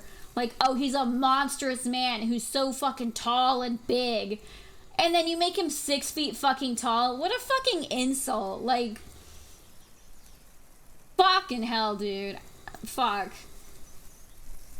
This is another one of those games where I like the product, but if I knew the creator, I'd fucking deck him. Alright? And before anyone's like, how dare you be violent? Bitch, I don't care. Alright? I don't care. This game has been really offensive to gay people, been really offensive for black people. Don't even get me started on everything having to do with Luke's character. I'm not saying, oh, they're racist against rich white men. I'm saying they're excusing the rich white man, which is the problem. I can't. Knowing the creators from the Philippines makes so much fucking sense, though. People over there fucking love white people. Like, I don't know what's going on with the world, but why is every country obsessed with white people? I get it that they colonized and, like, raped and pillaged their way into everybody's history, but for fuck's sake. Wait till you hear how Kylie says tortillas. Oh, God. Please, no. Yeah, 6 feet tall is not tall for a man at all. And while 5'11" is, like, kind of tall for a woman, it's not that tall. How tall is Luke, anyway? He's 5'8"? Okay. Who's the shortest? 5'2"! She's a fucking munchkin! That's hilarious. I like how everybody's fucking a fucking munchkin.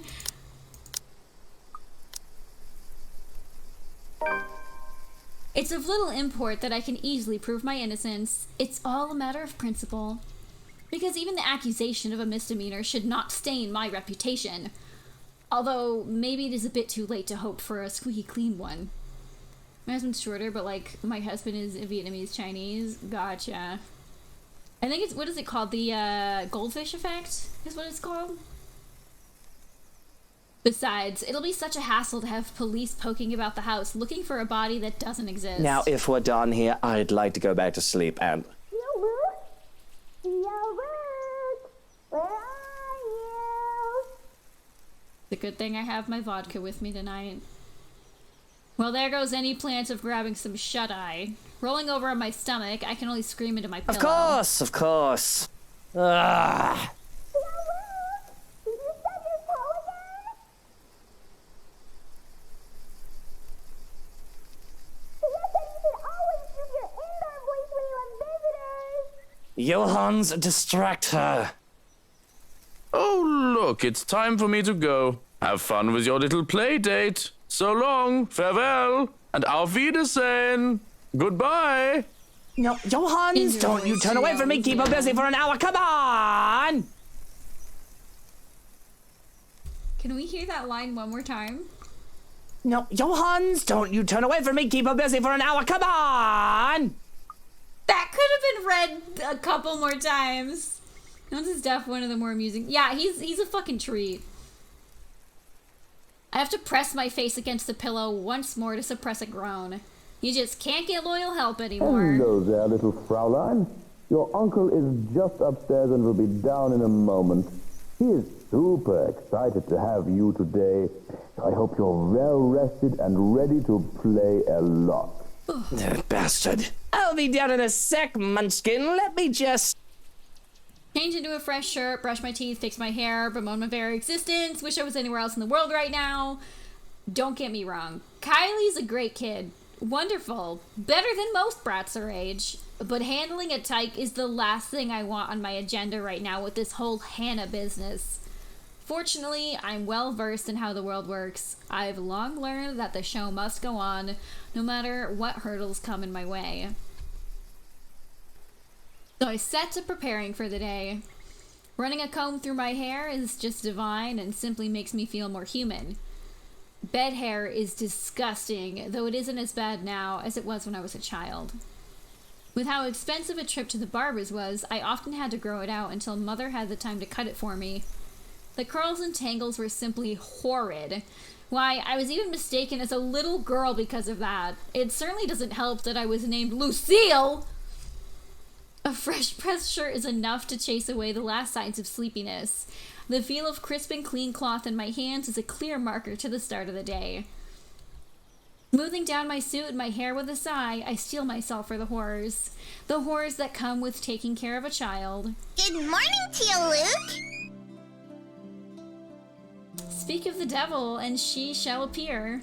Bright-eyed and bushy-tailed, Kylie grins up to me as soon as I open the bedroom door. She swings the backpack she's clutching, hitting my leg in a show of impatience and looking entirely unapologetic for it. Did you just wake up? Don't tell me you forgot. Wait a minute. It's our playdate today.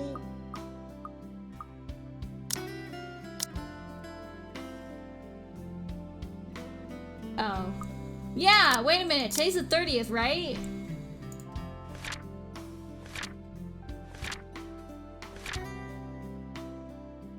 Oh, is it the 31st?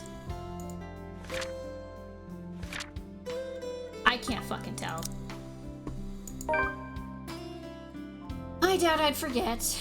Kylie's visits are frequent enough thing that they found a way into my schedule. They're supposed to be visits to her godmother.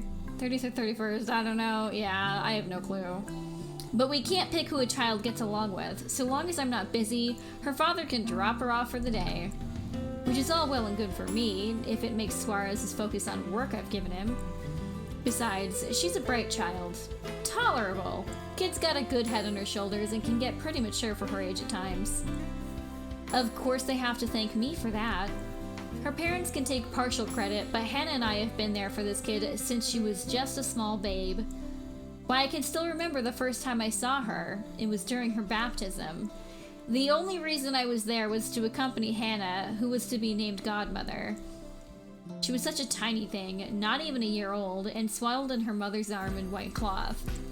It was the first time I really saw an infant up close. Close enough to hold one, at least.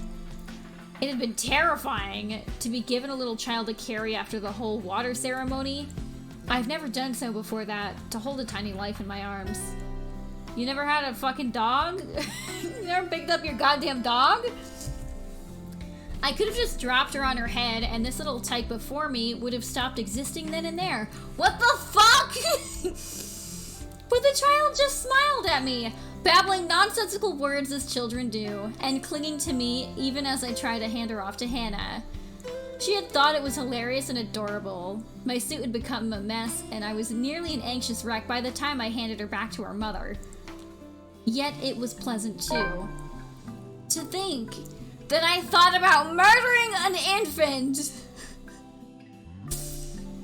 In a few months' time, I'll be cradling them in my arms, hearing the ring of their laughters against my ears. It's a tender thing to think about. And despite myself, in spite of all the fears that I'll never be good enough for them, I'm actually looking forward to it. Of course I didn't, you little rugrat.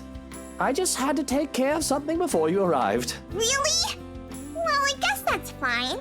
As long as he told me for work like last time. Really? Now why don't we go back down and have breakfast in the parlor?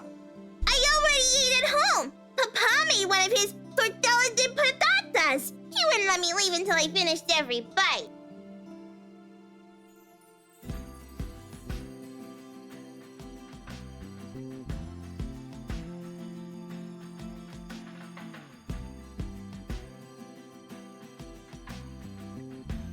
So here's the problem.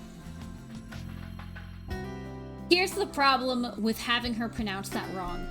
When kids pronounce things wrong, such as tortilla to tortilla, it's because they read the word tortilla, and with their limited information on the English language, they read it as tortilla.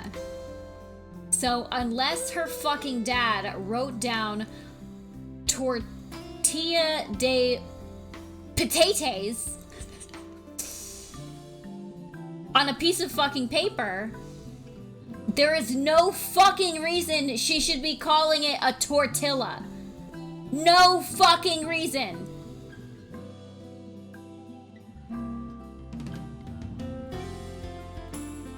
I need to find out who made this game. I need to make sure that they're never allowed access into this country, because holy shit. Stay away from me. You're fucking crazy. You're absolutely fucking bonkers. Like, why do people fuck up writing child characters all the time? Like, I don't know a single fucking game where a child character was written well. I can't fucking think of one off the top of my head. Granted, I've had vodka, but why? Why have you never seen a child before?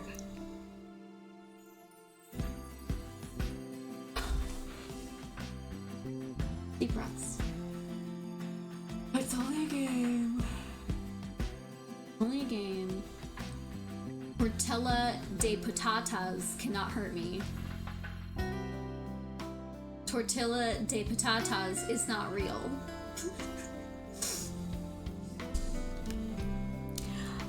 The Suarez infamous tortilla de patatas. Those things are a hazard. You can probably use one to bludgeon someone into submission with how huge they are. It's a miracle Kylie can still be so energetic. I had trouble staying awake the first time I had one. Speaking of staying awake... Well, I need some coffee in me at the very least. But if you'd like, you can jump straight to dessert. Fuck, I want dessert, bitch. God, I want fucking ice cream. But all of our ice cream is like really hard frozen for some reason. I don't know, something's wrong with our freezer. It's putting in too much work at the office. Yes! Dessert, please! Fuck, Jesus. Oh. It's easy enough to manage Kylie with the promise of sweets, thankfully. The hard part is managing her before she gets the sweets, because I nearly have a heart attack when the kid races down the stairs. Just the thought of her slipping and breaking her neck is enough to make me rush down after her. Slow down, the food isn't going anywhere. The food is going somewhere. In my tummy. I just want to die. Jesus fucking Christ. Children.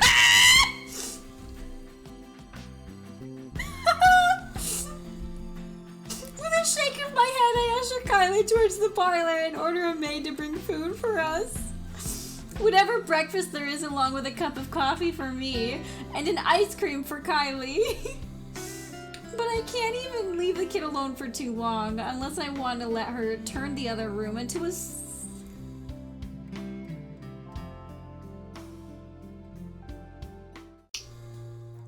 True to my expectations, I've only left Kylie alone for a few minutes, but she's already made herself comfortable. The stuff from her backpack has been left scattered across the room, from coloring books and crayons to toys. She's well equipped to amuse herself with no trouble, though I can certainly breathe a little easier if she won't bring her doll along every time she visits. Narcissa, or Sissa, is a creepy little bugger. It doesn't help when Kylie left her during one... Wait, what? Finding the thing at the bottom of the stairs, staring up at me at 3 o'clock in the fucking morning is a memory that won't be leaving me anytime soon. I swear that's one of those toilet paper roll cover dolls. Wait, what? What is that? Even now, it stares at me from where it's seated. I'm wholly tempted to just throw the thing into the fireplace and banish it from whence it came. Google image search. Let's see this.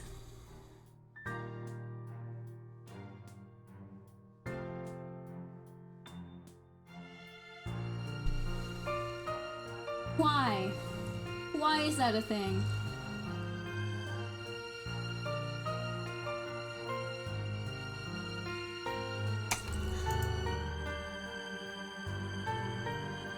Why? I do see the resemblance, but why are these a thing? Was this before the day and age of like the actual like rods that you put your toilet paper on? Or is this just a weird way to store an extra thing of toilet paper?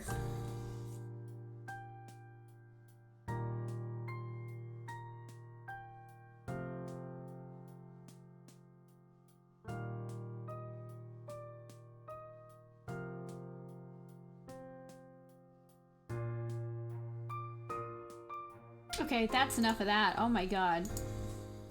That got a little creepy, I'm not gonna lie. I can buy her a prettier doll, a better toy. I will break it, find a way to get rid of it, if it wasn't from Hannah, and if only Kylie isn't so attached to it. The thing is some antique doll she found for the brat's 6th birthday, one of a kind. My darling Hannah loves her so. And Kylie does try to be a good goddaughter, but she can't just keep her interest along with a wife. I know I read that line wrong, but fuck, y'all can read. It's not something that Hannah does wrong on her part. She does try so very, very hard. It's just that she doesn't quite know how to really handle children. She'd never been around other children when she was young, surrounded by protective adults who catered to her every whim and worried for her safety every minute. When she isn't able to keep up with Kylie, her first instinct is to be strict. Impose rules on the child, treat her as if she's made of spun glass, like every movement might break her. I, at least, have some idea of being around street kids.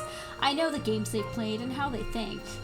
I know that scrapes and skinned knees are all a part of childhood, even with how I grew up. I had time to be a child and not some sheltered heiress. The fact that I was beaten by black people and it made me racist is fine. With Kylie, as behaved as she can be, with her toys and her books and her arts, she has to use up all her energy somehow. To run around the playground and make a mess in the mud, or to even just fake wrestle for a short while. Let her be a child when she wants, I'll say. If it becomes too much, just bribe her with sweets and ship her back to her papa. Problem solved. Unfortunately, Hannah isn't quite up for those sorts of things most of the time, thinking it'll spoil the child. It turns the whole playdate awkward every time. Taking the last seat left, I pluck one of her coloring books from the table to see it filled with dinosaurs. Man, I fucking loved dinosaurs as a kid. Y'all have no fucking idea. Not exactly what I expect. Bitch! Little girls fucking loved dinosaurs, alright? Wants to play with dolls and cars, or dolls with their cars. What do I care? She once put dolls' tutus on model cars, even. Oh, this is a new one. The last one you had was filled with horses, wasn't it? Those were ponies, Tio. They're much cuter than horses. But we went to a dinosaur zoo, and it was awesome!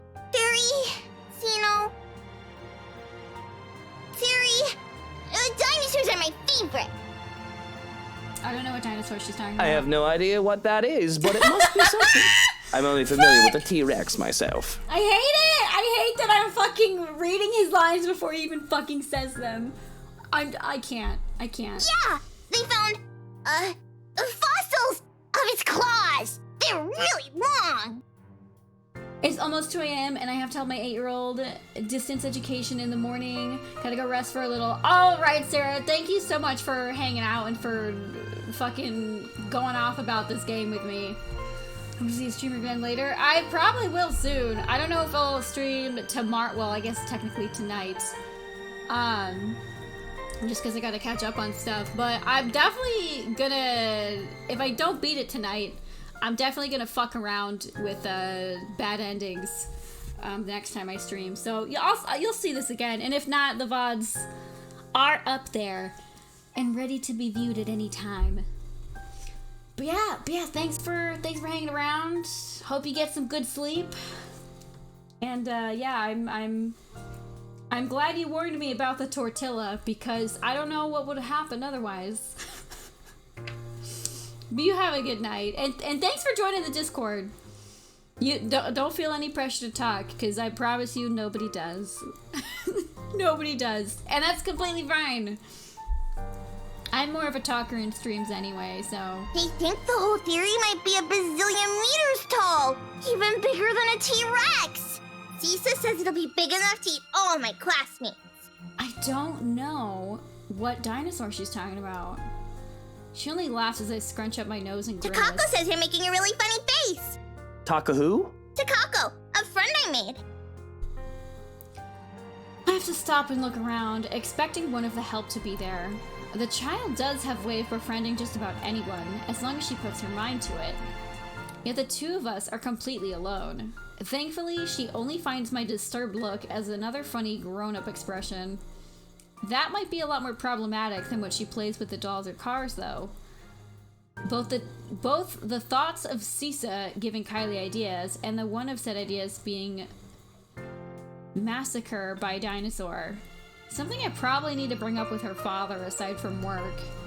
But beyond murderous dinosaurs, creepy dolls, and imaginary friends, I find no trouble with Kylie. She's an energetic and precocious as any tyke her age can be. So I kind of had this theory earlier, but I'm wondering if Takako or whatever is actually the ghost girl, and that would explain why Kylie seems to get possessed by her a couple of times. she's an angel if she can get comfy and settled in after getting her sweets. We tuck into our waffles as soon as the food is brought in. Our waffles, because she wanted her own plate to go with the ice cream as soon as she saw mine. A fresh plate of berries is brought in as well, which really goes great with the rest of the feast, as Kylie puts it. And if I indulge in the sweetness, I have a cup of black coffee to pair it off with. With our bellies full, Kylie grows content with just scribbling on a scrap of paper and calmly chatting about her week. She talks of her older brother Rowan and their parents, how they plan to go to the Blockland in Berkshire for the winter holidays. She mentions Miss Pink, Rebecca. Oh, hold on, my eyelash is like trying to kill me. Oh god. Oh, I didn't get it. I thought I did.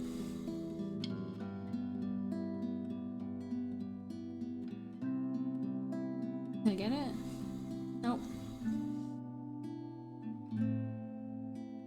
How about now? Oh, I fucked up some of my makeup. How bad did I fuck it up? I mean, pretty bad, but it's kind of fucking itself up.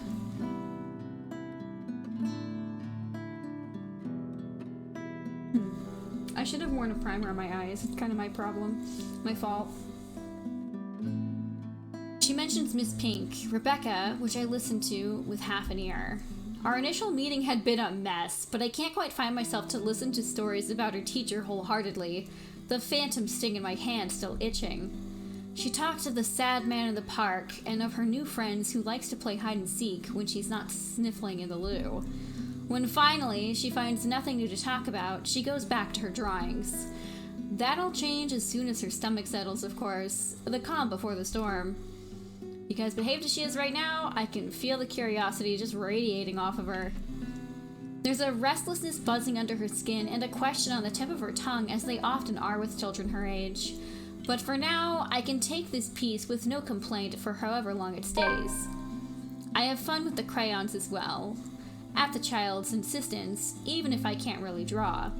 With Kylie using the black crayon, that leaves me with the blue one. I absentmindedly start to draw a puppy to the best of my abilities. As I attempt to give the doodle dogs another eye that Kylie breaks her silence. Tio? Where did Tia go? I saw them leave when I got here. Tia didn't look so good. Oh, she's dying. I've been expecting a lot of different questions. The kid always has a bunch of them ready for me, but I can only sigh when she's posed this particular one. She's just going to the doctor's for a checkup. And as kids go, there are follow-up questions. And you didn't go with her? Well, you were going to be here, sweetie, so I had to stay behind. So she's all alone? At the hospital? Oh, no, of course not. Tia has Johans and her maid and a guard. She's got plenty of company. Yeah, but you're not with her. If I didn't know any better, I'd say this kid's trying to make me feel guilty. I want to say that the tyke is evil for making me feel so. I understand. When I get sick, Papa and Mama have to leave me with their maids, too. Oh, they don't take care of you? That doesn't sound right. Even my mom took care of me when I was sick as a child. Well, they're always busy with work. Oh, I see. I guess that's no good. I know she doesn't mean to accuse me of anything, but as her father's boss, maybe I do overwork Suarez a bit. There's a lot of responsibilities that only he is capable of carrying out. Delegation is a thing, sure, but when said responsibilities are legally questionable at best, putting others to the task isn't always an option. Maybe your papa is in need of some vacation time. He deserves it, doesn't he? He's a hard worker. I could arrange something for the holidays. I could cut him some slack. Some of his assignments can wait. Can't do much for her mom. She isn't one of my employees, but this would have to suffice.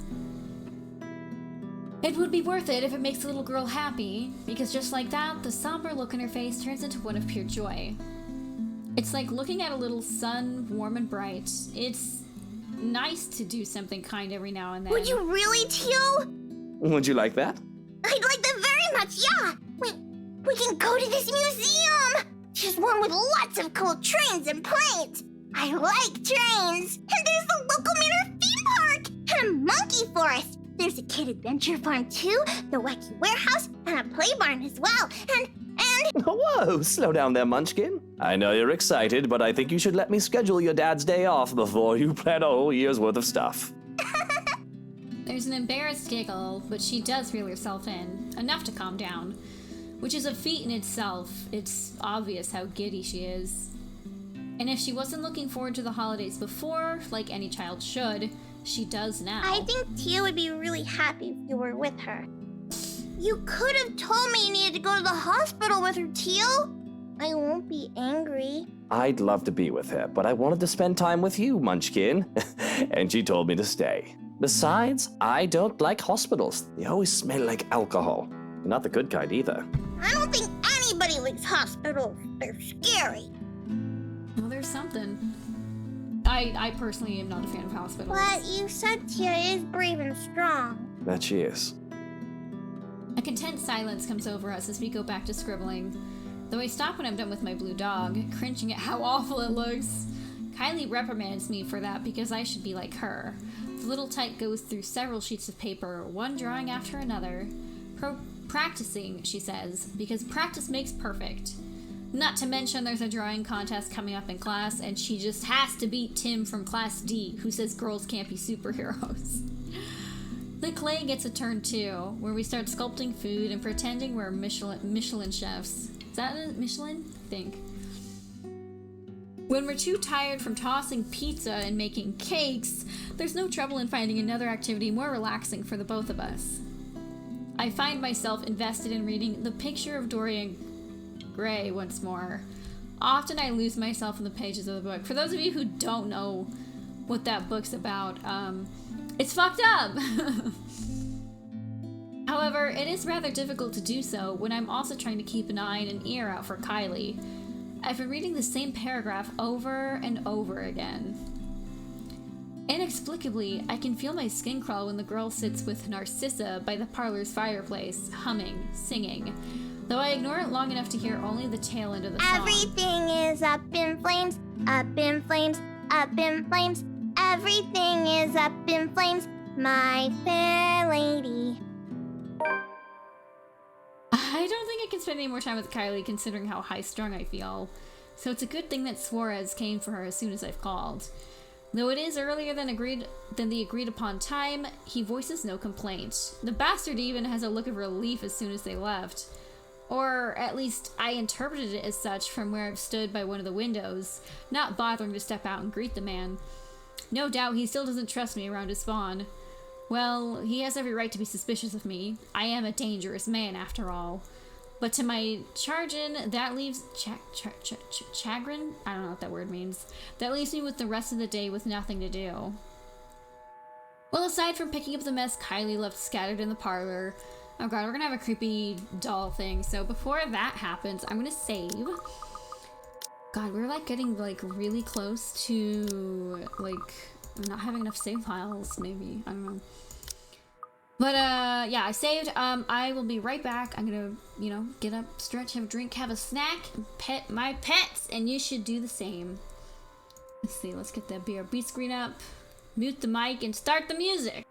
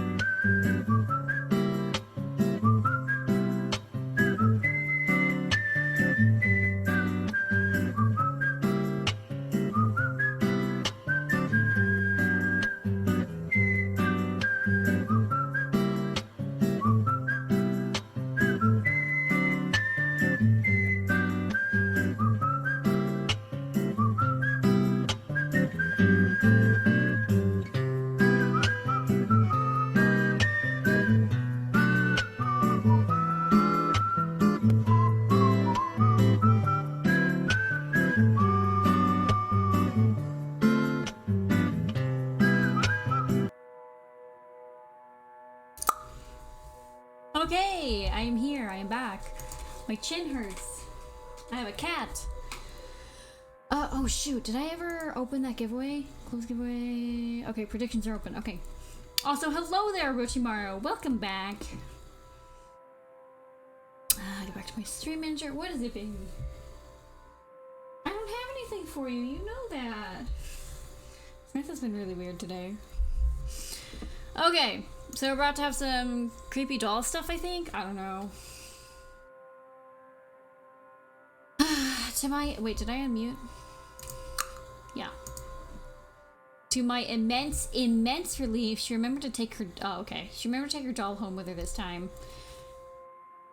But the same cannot be said for the crayons and papers littered around here and there. First things first, I snatch my own doodle off the table and rip it to shreds, leaving no hope that it will see the light of day. The rest of her drawings, all Kylie's, remain unharmed as I collect the lot.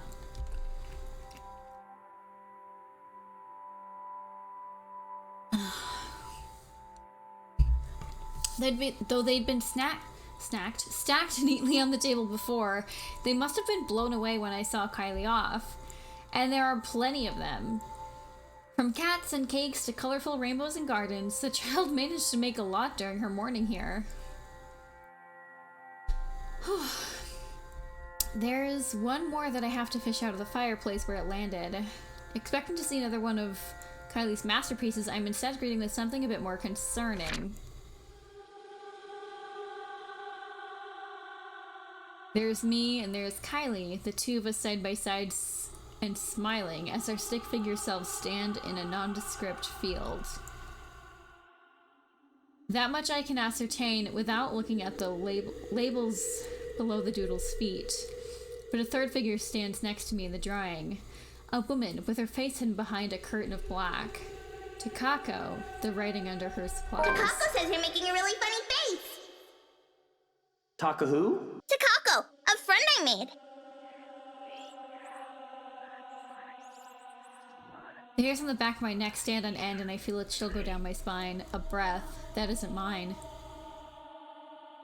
Then as me turning around expecting, hoping to see someone, anyone, but nothing. And that's when I hear it. Laughter, sweet and merry laughter, ringing from the ballroom. Thinking about it has my cheeks burning and my blood running hot, as if I'm being mocked. As I stomp towards the door, I have to stop myself from shouting up a storm. I expect to see some of the help dallying about, idle from their duties.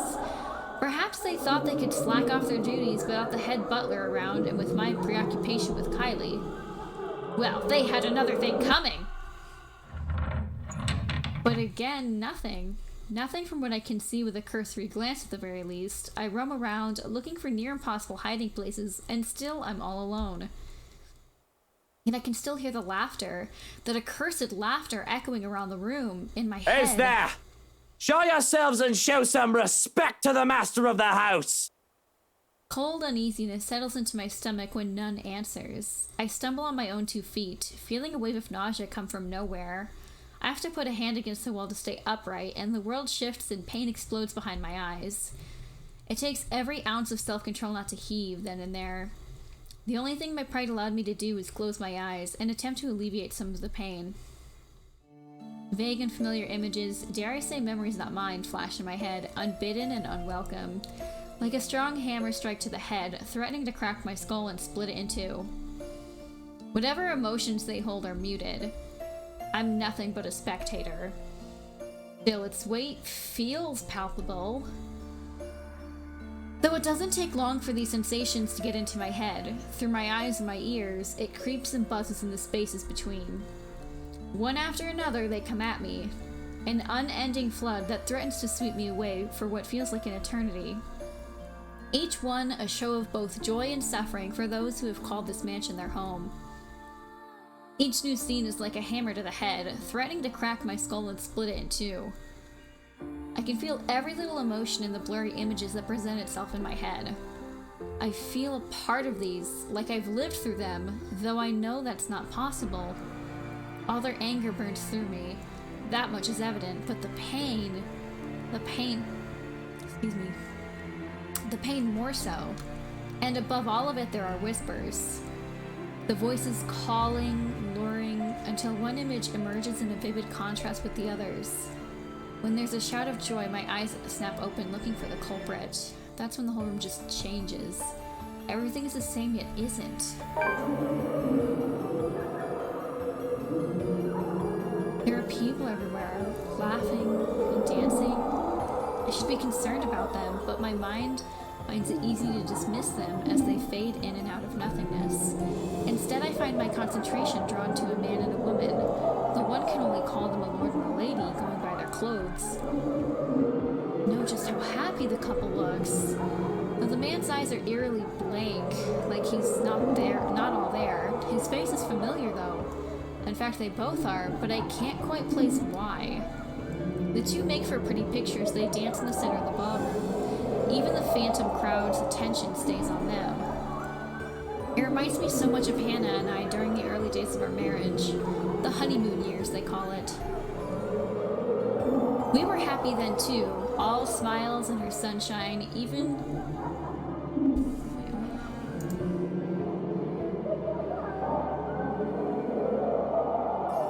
Hey! Somebody gifted me a sub. Might have to rate him if he's still online when we get off, even though it won't count.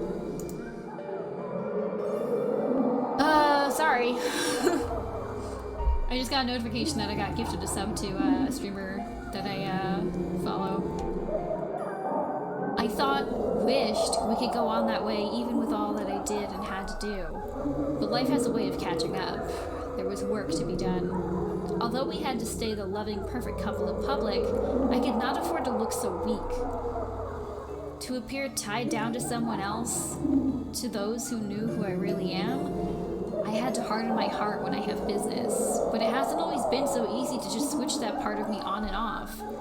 I should be concerned about their intrusion too. Ask what in the bloody hell they're doing in my house, throwing a party as if they own the place.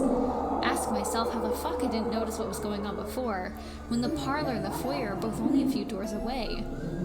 I have the feeling that yelling and screaming at them won't do much of anything anyway. None of the others have given me notice.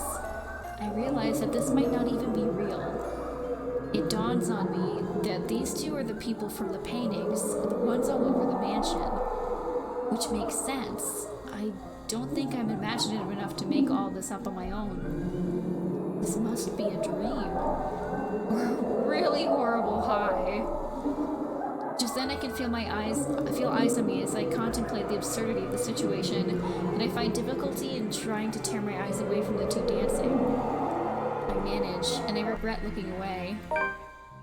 Ugh, there she is. The woman from the garden stands beside me. I can hear her rattling breath, menacing and chilling. Everything in me screams to run. But something pins me to the spot and she just looks at me, watching and waiting. The clamor of the voices fill the ballroom. Although they say such welcoming words, I don't feel comforted by the madness I'm experiencing. Their joyous voices turn sinister and foreboding to my ears. The chorus of people that shouldn't exist, threaten to overwhelm me, drown me even as I stand on dry land. The music still plays as the Phantom Quartet continues while I stand there, vulnerable and afraid, but the dance has already ended, and I'm afraid that I might just be tonight's entertainment. Attention is all well and good until bullocks like this go down. These phantom people watch me, thousands of eyes scrutinizing, even though they cheer for my return, cajole me to dance and join the merriment. There are eager hands all over, pulling me in every direction, but they do not move me enough to remove me from the woman's Listen. gaze. Can you not hear them as they welcome you home? Your kind, our kind. You're one of us, my love. We are bonded by the blood we share. If I thought the voices were overwhelming before, it is nothing compared to how they are now. The voices are loud, speaking in unison and echoing ever on in the spaces of my head. They welcome me back, as if I've always belonged, as if I was meant to be here in the first place. They call me all these titles and names that do not belong to me, and that man's face, the one with the empty eyes, flashes again before me, once fleetingly, like a new memory hanging burned itself in my mind. I have to struggle for air when I come back to myself after. This isn't...